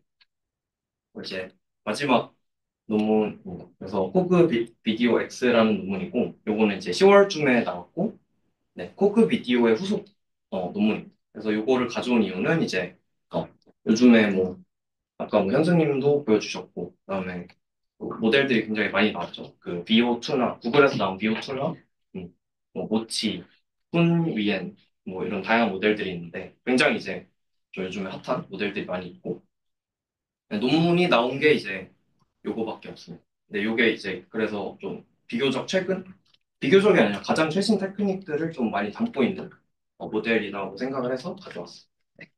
그래서 이 모델의 특징은 롱 비디오 생성이 가능하다. 그래서 인퍼런스 한 번에 이제 160프레임까지 잘 생성이 되고 그다음에 뭐 이어붙이면 더 긴 비디오도 생성을 할 수 있겠죠. 그리고 하이 레졸루션 비디오가 생성이 되고 그다음에 퍼블릭하게 모델 웨이트를 다 공개했습니다. 5 빌리언, 2 빌리언 모델이 있고 네. 네. 그래서 이제 요 구조는 이렇게 생겼는데 요거를 이제 하나하나 설명을 드리도록 하겠습니다. 일단은 똑같이 LDM 구조여서 처음에 레이턴트로 압축을 시키고요. 근데 이제 기존의 어떤 이미지 모델들과는 다르게 비디오 모델들은 HW 그리고 T축이 있으니까 3D VA를 쓰고 그다음에 비디오를 또 이어붙일 때 앞에 프레임 뒤에 이제 이어붙이려면 좀 커저한 특성이 필요하겠죠. 그래서 뒤에가 바뀌어도 앞에 어떤 그 피처나 혹은 디코딩된 비디오들이 바뀌지 않도록 3D 코절 VA를 씁니다. 네. 그래서 비디오를 일단은 너무 크기 때문에 얘네들 3D 컴프레션을 잘 하는 게 중요하고 그래서 이 VA는 템포럴 축으로 4분의 1, 그 다음에 HW 축으로 8분의 1씩 컴프레션을 합니다. 네.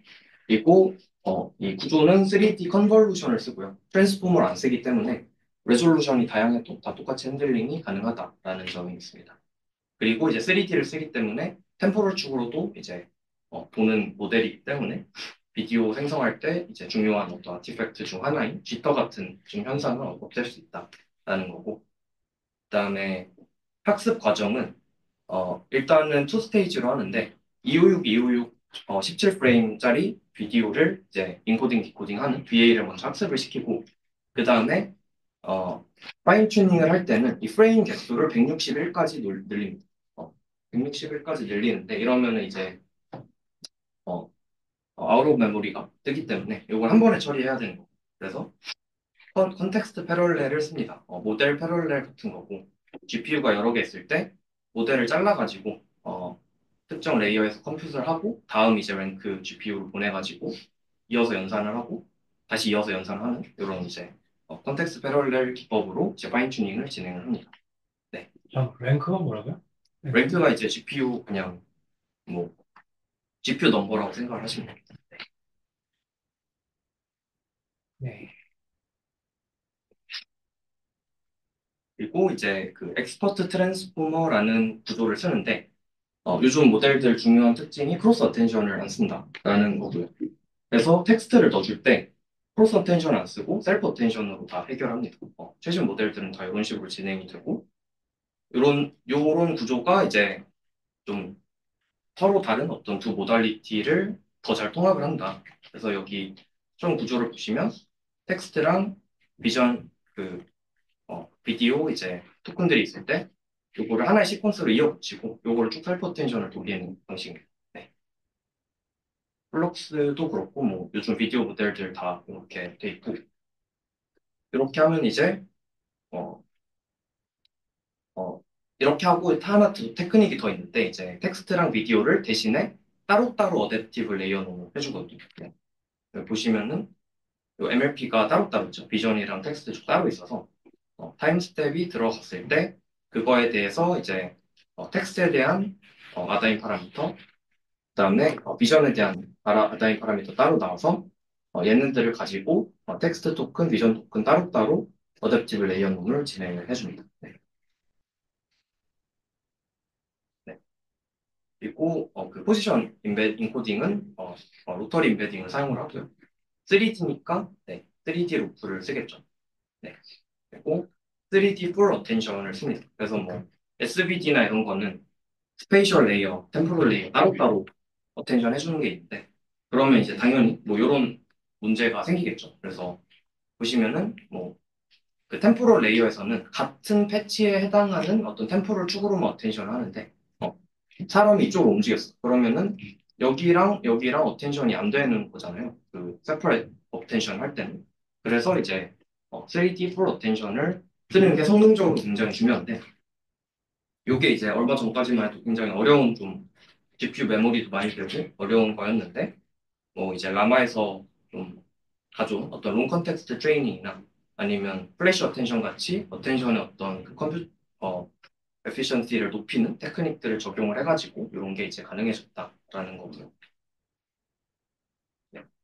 그리고 이제 트레이닝 쪽인데, 트레이닝 할 때는 멀티 레졸루션 프레임 팩이라는 이런 이제 기법을 사용합니다. 그래서 이건 이제 패치 앤 팩이라는 논문이 있는데, 여기서 이제 하는 거는 어떤 variable length 데이터가 있을 때 그것들을 어떻게 잘 배치화해서 학습을 할 건지를 이제 제안하는 논문이고, 그 배치 와이즈 트레이닝을 할 때는 항상 모든 배치들 사이즈가 똑같아야 되잖아요.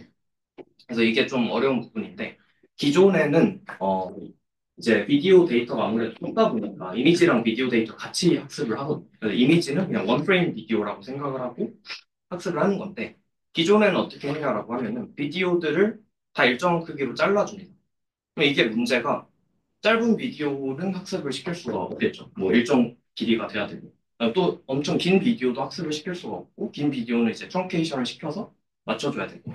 그다음에 뭐 이미지도 이제 그렇게 이어붙여서 학습을 하는데, 그러면 이제 비디오인 배치랑 이미지가 들어있는 배치랑 너무 다르니까 얘네들이 서로 정보를 주고받으면서 잘 이제 시너지가 나야 되는데, 그냥 모드가 두 개가 생겨버린다라고 해요. 그래서 이미지는 이미지 따로, 비디오는 비디오 따로 하고 어떤 그 사이에 어떤 그 두 개를 같이 학습시키는 조인트 트레이닝을 할 때 어떤 시너지가 많이 없었다라고 하고 그래서 이 멀티 레졸루션 프레임팩이라는 거를 써가지고 뭐 사실 저도 정확한 어떤 그 디테일은 모르지만 이렇게 다양하게 이미지랑 비디오랑 요거를 이제 다양하게 좀 섞어가지고 한 배치에 구성을 했다. 이러면 좀 더 제너럴라이즈가 잘 되더라 하는 이제 어, 결과를 이제 여기서 보여주고요.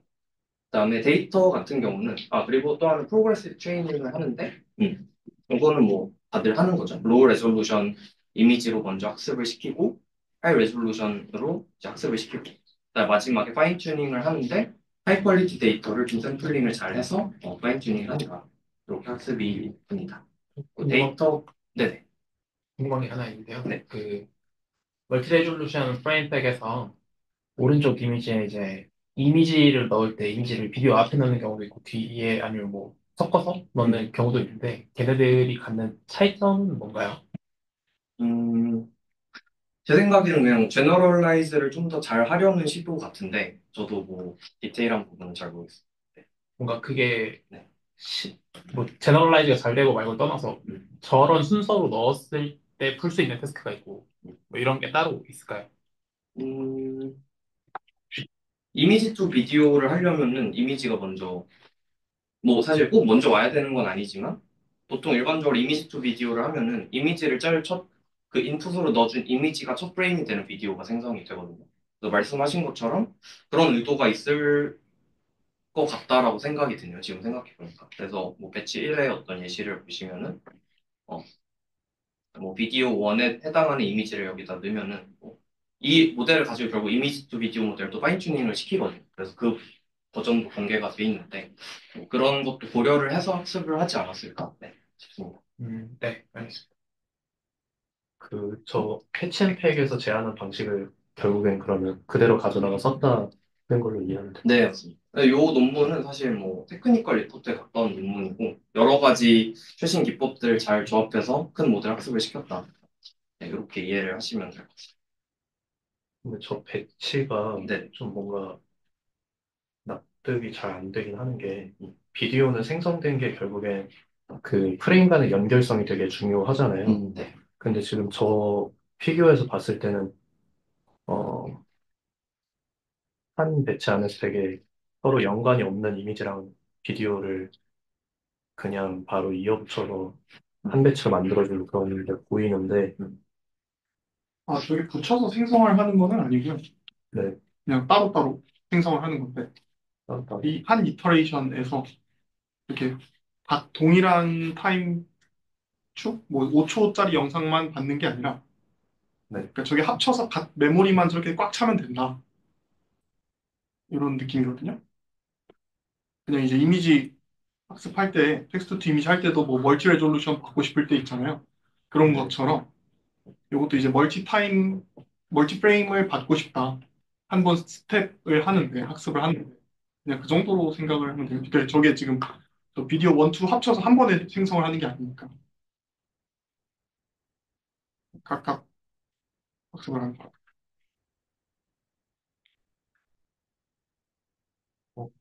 네. 뭔가 이해를 잘 못한 것 같은데 한 번에 생성하는 게 아닌 저게 그, 배치를 저렇게 구성을 배치면 한 번에 해놓으면 생성하는 게 맞는 거 같아요. 어떻게 생성을 하는 거지? 아니 그냥 그 배치 사이즈가 두 번째 거 2인 거고 위에는 배치 사이즈가 4인 거고 저는 그렇게 이해를 하긴 했거든요. 저게 한 배치인 걸로 지금 피규어상에서는 보이는데 그게 아닌 건가요?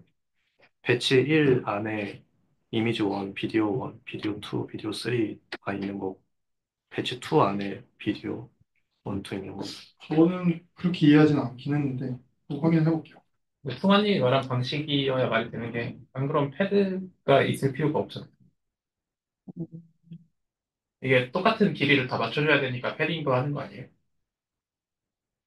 이걸 한 번에 연산을 하기 위한 그 인스턴스들이기 때문에 그렇게 되는 거 아닐까요? 그리고 3D 로트 얘기가 있는 게 그러니까 뭐 비디오 1이랑 비디오 2랑 말씀하신 것처럼 분리가 돼야 되잖아요. 그런 거 포션 임베딩을 따로따로 해주고 그런 얘기도 있거든요. 그래서 제가 이해한 거로는 뭐 같이 그걸 하나의 비디오로 보고 학습을 한다고요? 그죠. 아이고, 템포럴 어테인션, 아까 그 3D 어테인션이 전혀 무관한 상관없는 애들 사이에 막 둔다고요? 아닐 것 같은데? 그럼 그게 제일 이상하더라고요, 아까. 근데 그거는 그냥 어텐션 그냥 마스킹을 뭐, 해주면 아, 그냥, 그러니까 최소한 어테인션 마스킹이 있어야 될 것 같아요. 어텐션 마스킹을 해주자. 그런 게 들어갔다는 얘기가 있긴 있는 거죠. 논문에는 없는데 패치 앤 팩 논문을 까보면 아마 있지 않을까. 네. 그 패친팩이 그 소라에서 쓴 기술인 것 같은데 제가 알기로는 네. 그래서 마스크아웃 되는 게 있는 것 같고 여기서도 쓰인 줄은 몰랐는데 아키텍처에 보면은 그 라우팅하는 게 있는 것 같거든요. MOE처럼 LLM에서 사용하는 기술처럼 그러면은 그 어텐션 다음에 어떤 그 엑스퍼트로 보낼지가 결정이 따로 되잖아요. 그래서 다른 비디오끼리 섞이지 않을 수 있을 거라는 생각이 있습니다. 왜냐면 토큰끼리 비슷한 토큰끼리는 같은 엑스퍼트한테 갈고 어? 엑스포트까지 등장하는 거예요, 여기서? 여기 아키텍처에 게이트가 있는 거 그리고 N 엑스퍼트 트랜스포머 블럭스가 있어서 네. 근데 엑스퍼트 트랜스포머는 그냥 이 텍스트랑 비디오 비전 나눴다는 그 엑스퍼트 뭐 MOE에 대한 설명은 적어도 메인 페이퍼에는 맨 위에서. 근데 제 생각에는 그냥 풀 어텐션 하고 마스킹 했다는 게 가장 맞지 않을까요? 그거는 NAVIT라는 논문에 있었던 거. 여기서도 뭐 이걸 그대로 썼다는 아니고 인스파이어드 바이 패치앤팩이니까 뭐 사실 정확히 어떻게 했는지는 알 수는 없긴 할 텐데 논문 안에 적혀 있진 않다고 말씀해 주셨으니까.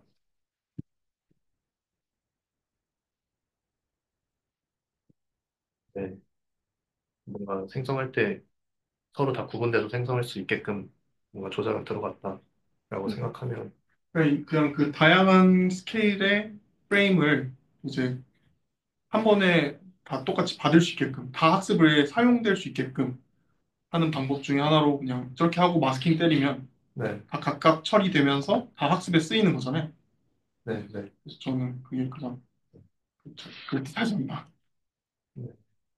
뭐 데이터 효율성 측면에서는 이해는 되는 것 같습니다. 근데 뭐, 나도 그게 좀 더 맞을 것 같긴 한데, 근데 또 동시에 이게 왼쪽도 뭐 약간 그렇게 할 거잖아요. 배치일에서 이미지 4개가 별개의 이미지가 들어오면은 걔네들도 마스킹을, 걔네들 간의 어텐션은 우리가 막을 수 있겠죠, 마스킹으로. 네, 근데 그렇게 그 왼쪽은 비디오를 다 이제 또 동일한 프레임 수로 이제 크랍을 일종의 한 건데 아니, 근데 왼쪽이, 그니까 뭐, 이미지 모드, 비디오 모드, 그리고 비디오 모드는 딱 특정한 이미지 프레임 개수만큼의 특정 길이의 비디오만 이제 다룰 수 있는 뭐, 하여튼 그 두 가지 별개의 그 두 가지 모드로 동작하게 된다. 근데 그 두 가지 별개 모드로 동작하게 되는 그 핵심이 결국 어텐션 마스킹이 아닐까요? 만약에 그렇다면, 오른쪽에서는 그냥 마스킹을 안 하고 그냥 어텐션을 그냥 풀어주는 거지. 그러면은, 이미지 원을 생성할 때는 이제 비디오 원에서의 정보는 일반적으로 필요가 없을 테니, 얘는 이제 비디오 원에서의 정보는 필요 없는 정보다라는 것을 판단해서 거기에는 어텐션을 걸지 않는 법을 또 배울 수도 있지 않을까요? 근데 오히려 약간 자꾸 끊기는 비디오가 생성되지 않을까요? 갑자기 컷 편집처럼 탁탁탁 끊기는 무슨지? 그러니까 컷 편집처럼 컷 편집한 네. 것처럼 이렇게 네. 비디오 원 쭉 나오다 갑자기 비디오 2 나오고 이렇게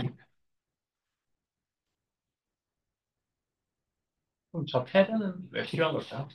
아예 없어도 되는 요소 아닌가요? 패드는 이제 배치를 맞춰주려고 그러는 것 같은데 뭐 100개 이미지든 100개 비디오의 이미지 프레임이든 또 100개의 이미지들을 받아야 되는데 이미지 하나는 한 개짜리 이미지 프레임, 비디오 한 개는 걔야. 30개, 20개 뭐 이런 아, 네네, 그러네요. 뭔가 비디오를 자르지 않고 사용하겠다 명분이 좀 있는. 근데 패드는 뭘 만들어 이미지 그냥 껴주면 되고 껴두면 되는 거죠. 뭐또 배치 1, 2, 3를 묶어서 또 하나의 배치라고 생각을 하든 말까. 뭐, 1, 2, 3가 합쳐져서 하나의 미니 배치. 뭐 그렇지 않을까. 아, 그리고 완전 이해하는 게 완전 잘 어? 달라지는 건데. 그런가요? 그러니까 근데 얘가 10초짜리를 핸들링 할 수 있는 트레이닝이면 그 어떤 그 배치를 다 10초짜리로 늘리는 게 아니라 6초짜리랑 4초짜리를 합쳐서 하나의 10초 배치 하나의 샘플 만들고 네. 이제 거기서 어텐션 마스킹 처리하고. 그러니까 이게 배치 1, 2, 3밖에 없지만 사실상 맨 위에 4개 들어가고 가운데 2개, 밑에 4개 들어가서 사실상 그러면 10개짜리 미니 배치를 동시에 돌린 효과를 얻는 거 아닌가요? 저도 그렇게 이해를 설명해 저도 주시면. 그냥 그렇게 추측. 아, 뭐 근데 이거 코드가 아마 있을 거라서 트레이닝 코드가. 그 패드가 필요한 거는 그러니까 뭐 이미지라고 토큰이 하나가 아니라 레졸루션이 다 다르잖아요. 이미지도 토큰이 여러 개. 그래서 뭐 남는 게 필연적으로 있을 수밖에 없잖아요. 아, 저 패딩 그러면 저희 레졸루션의 패딩인 거예요? 이제 토큰 개수의 패딩인 거죠. 네. 아, 근데 어차피 저는 오히려 토큰이 쪼개지니까. 저게 좀 별로인 부분 중에 하나가 마스킹 하는 게 되게 안 좋은 것 같거든요. 왜냐면 근데 나는 마스킹 안 할 수 있다는 거죠. 그러니까 뭐 일단 제 생각에 마스킹 한다는 가정하에 네. 그러면은 이게 뭐 3 곱하기 3 바이 3 더하기 5 바이 5 더하기 10 바이 10으로 끝날 수 있었던 거를 뭔가 18 바이 18을 해버리고 마스킹을 하겠다는 거잖아요. 이게 연산량이나 메모리에서 되게 큰 손해인 것 같아서 뭐 그거를 뭐 플래시 어텐션이니 뭐니 하는 애가 해결했는지는 모르겠는데 배치앤팩에서. 네, 뭐긴 동영상이 그만큼 없으니까 애초에 그걸 안 쓰면 더 손해가 그러니까 저거가 지금 저는 이제 저거가 긴 동영상을 위해서 그렇게 학습하는 게 아니다라고 생각을 하는 거죠. 저는 오히려 짧은 것도 학습에 쓰기 위해서 또는 이미지랑 잘 쓰기 위해서 저렇게 했다고 생각을 하는 거고. 아무튼 민호님 말씀 맞는 게 같은데 이 논문 필기했을 때 이거를 하는 이유가 fully utilized data라고 되어 있거든요. 그러면은 비디오가 짧아서 못 썼던 것들을 더 쓸 수 있어서 좋아진 게 아닐까 싶긴 하네요. 저.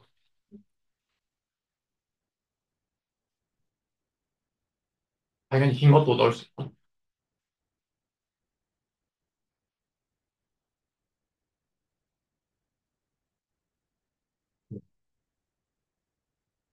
뭐 비디오를 가지고서 네, 그럼 마지막 한 줄 남았는데, 네, 데이터는 35 밀리언 필터드 비디오를 썼고, 이미지는 이제 라이온에서 2B 썼고, 필터링 하는 프로세스도 이제 논문에 좀 있는데, 관심 있으신 분들은 좀 보시면 될 것 같습니다. 그래서 뭐, BLM 같은 거 파인 튜닝 시켜가지고, 필터 6개를 만들어서, 뭐, 아까 뭐, 가능한 여러 가지 시나리오에 대한 필터링을 해서 했다. 그리고 캡셔닝은 뭐, BLM 써서 똑같이 했다. 비슷하게 했다. 네, 그 정도로 이제 요약이 될 것 같습니다.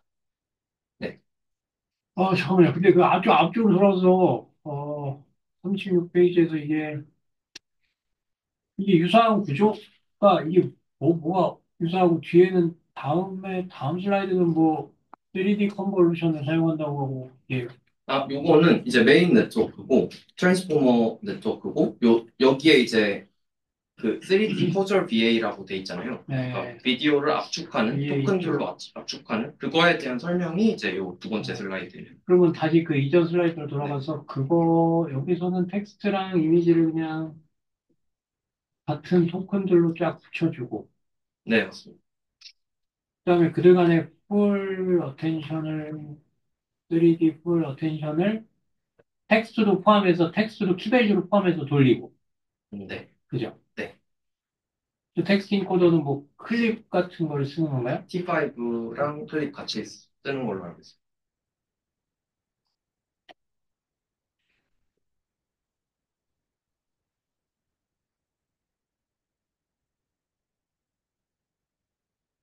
게이팅은 뭐예요? 어떻게 할까요?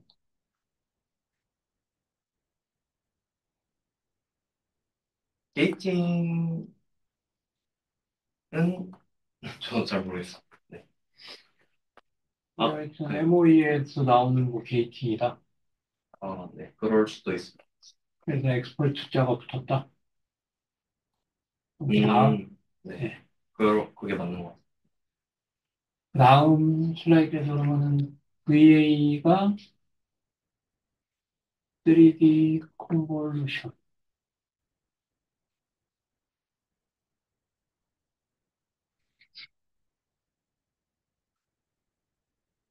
그다음에 커절 뒤 프레임이 앞 프레임에 영향을 했어. 저게 뭐죠? 커절 구시가 뭐죠? 퍼즐은, 그러니까, 이제 VA 인코딩, 디코딩을 할 때, 네. 예를 들어 프레임 1, 2, 3이 있고, 뭐 4, 5, 6이 있는데, 그거를 한 번에 이제 컨볼루션 인코딩을 하잖아요. 예를 들어 1, 2, 3이 있고, 4, 5, 6이 바뀌었어. 뒤에 이렇게 바뀌어도, 그 앞에 있는 토큰에 대한 어떤 어, 변화는 없다라고 생각을 하시면 되고요. 그래서 요 그림으로 보시면 이해가 편한데, 지금, 어, 네. 음, 그 네모들이 뭐죠? 패치드예요? 네, 그 피처라고 생각을 하시면 되는데, 네. 어, 그, 네, 요거를, 그러니까 말로 그냥 설명을 하면은, 네. 어쨌든, 디코딩을 할 때 예시를 들어보면은, 디코딩을 해서, 레이턴트에서 비디오로 다시 복원을 하는데, 레이턴트 1, 2, 3, 4, 5, 6 있을 때, 뒤에 이제 패치 피처들을 인덱스를 바꿔도, 얘기하는 거죠? 패치 인덱스 1, 2, 3, 4, 5, 6? 네, 맞습니다. 네. 네. 뒤에 이제 피처들을 바꿔도, 앞에서 디코딩 되는 이제 프레임들은 변함이 없다라는 거고, 그냥 이제, 뭐, 트랜스포머 디코더에서 하듯이, 포절 어텐션 하듯이, 비슷한 개념이라고 생각을 하시면 되는데, 어, 앞에 것만 뒤에 거에 영향을 미치고, 뒤에 건 앞에 거에 영향을 안 미친다. 그렇게 이해를 하시면 될 것 같습니다.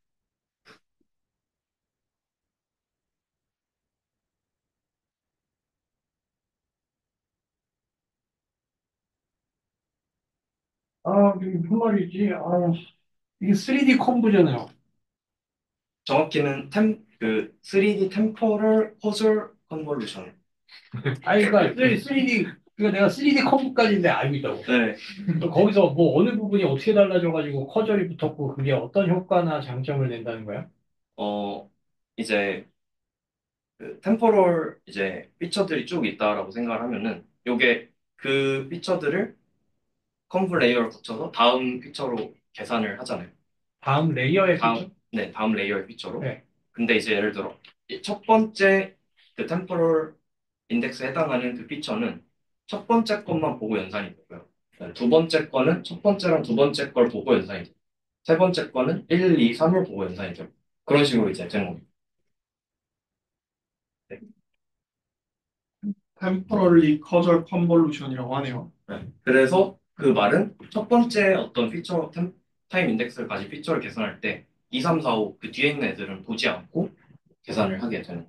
그 컴브인데 맨 첫 프레임은 이제 2D 컴브인 거고 두 번째 프레임은 이제 그래서 그 트랜스폼에서 하는 거를 컨볼루션에서 똑같이 그냥 한다라고 생각을 하시면 될 것 같아요. 근데 3D, 그러니까 컴브는 리셋 필드 사이즈가 그 윈도우 사이즈가 있잖아요. 네,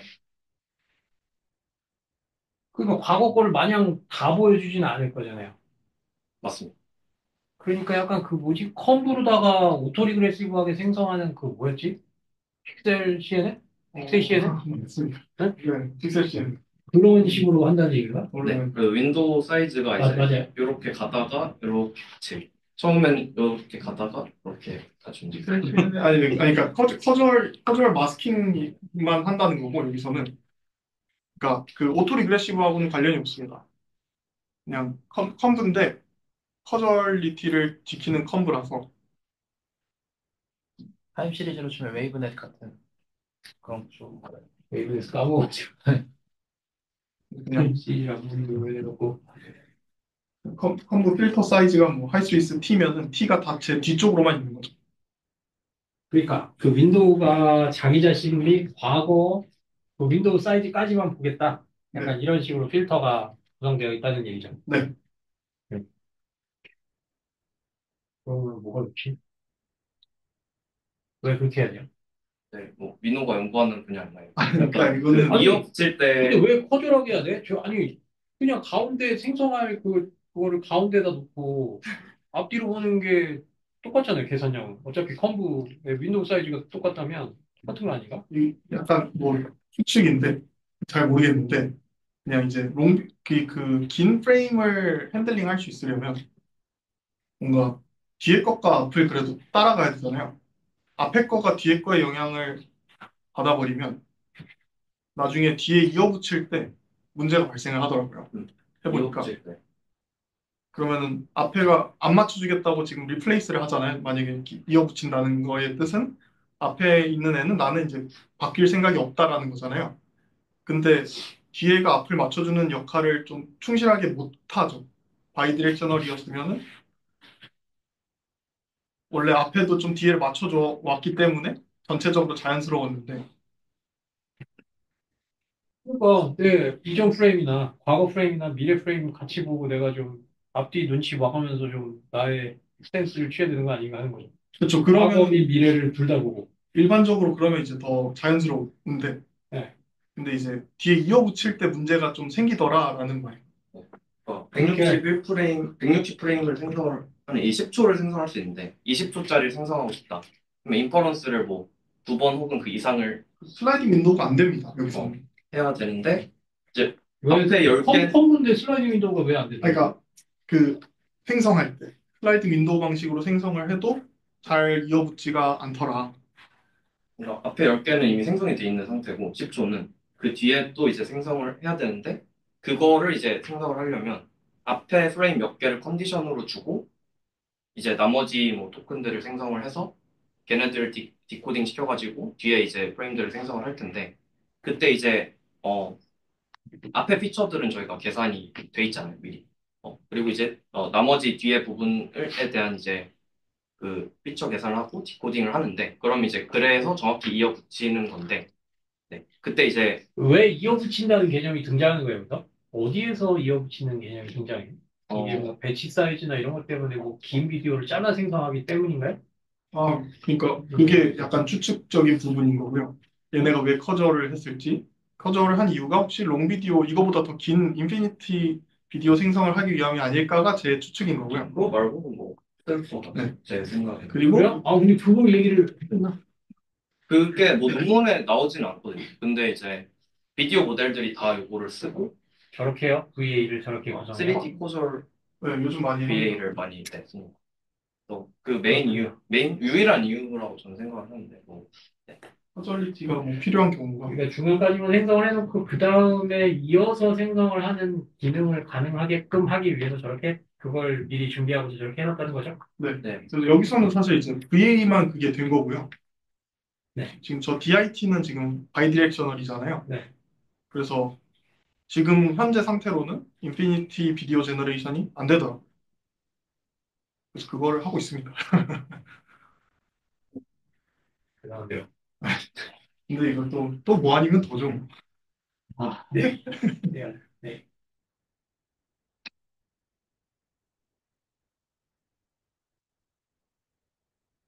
네. 여기까지 하겠습니다.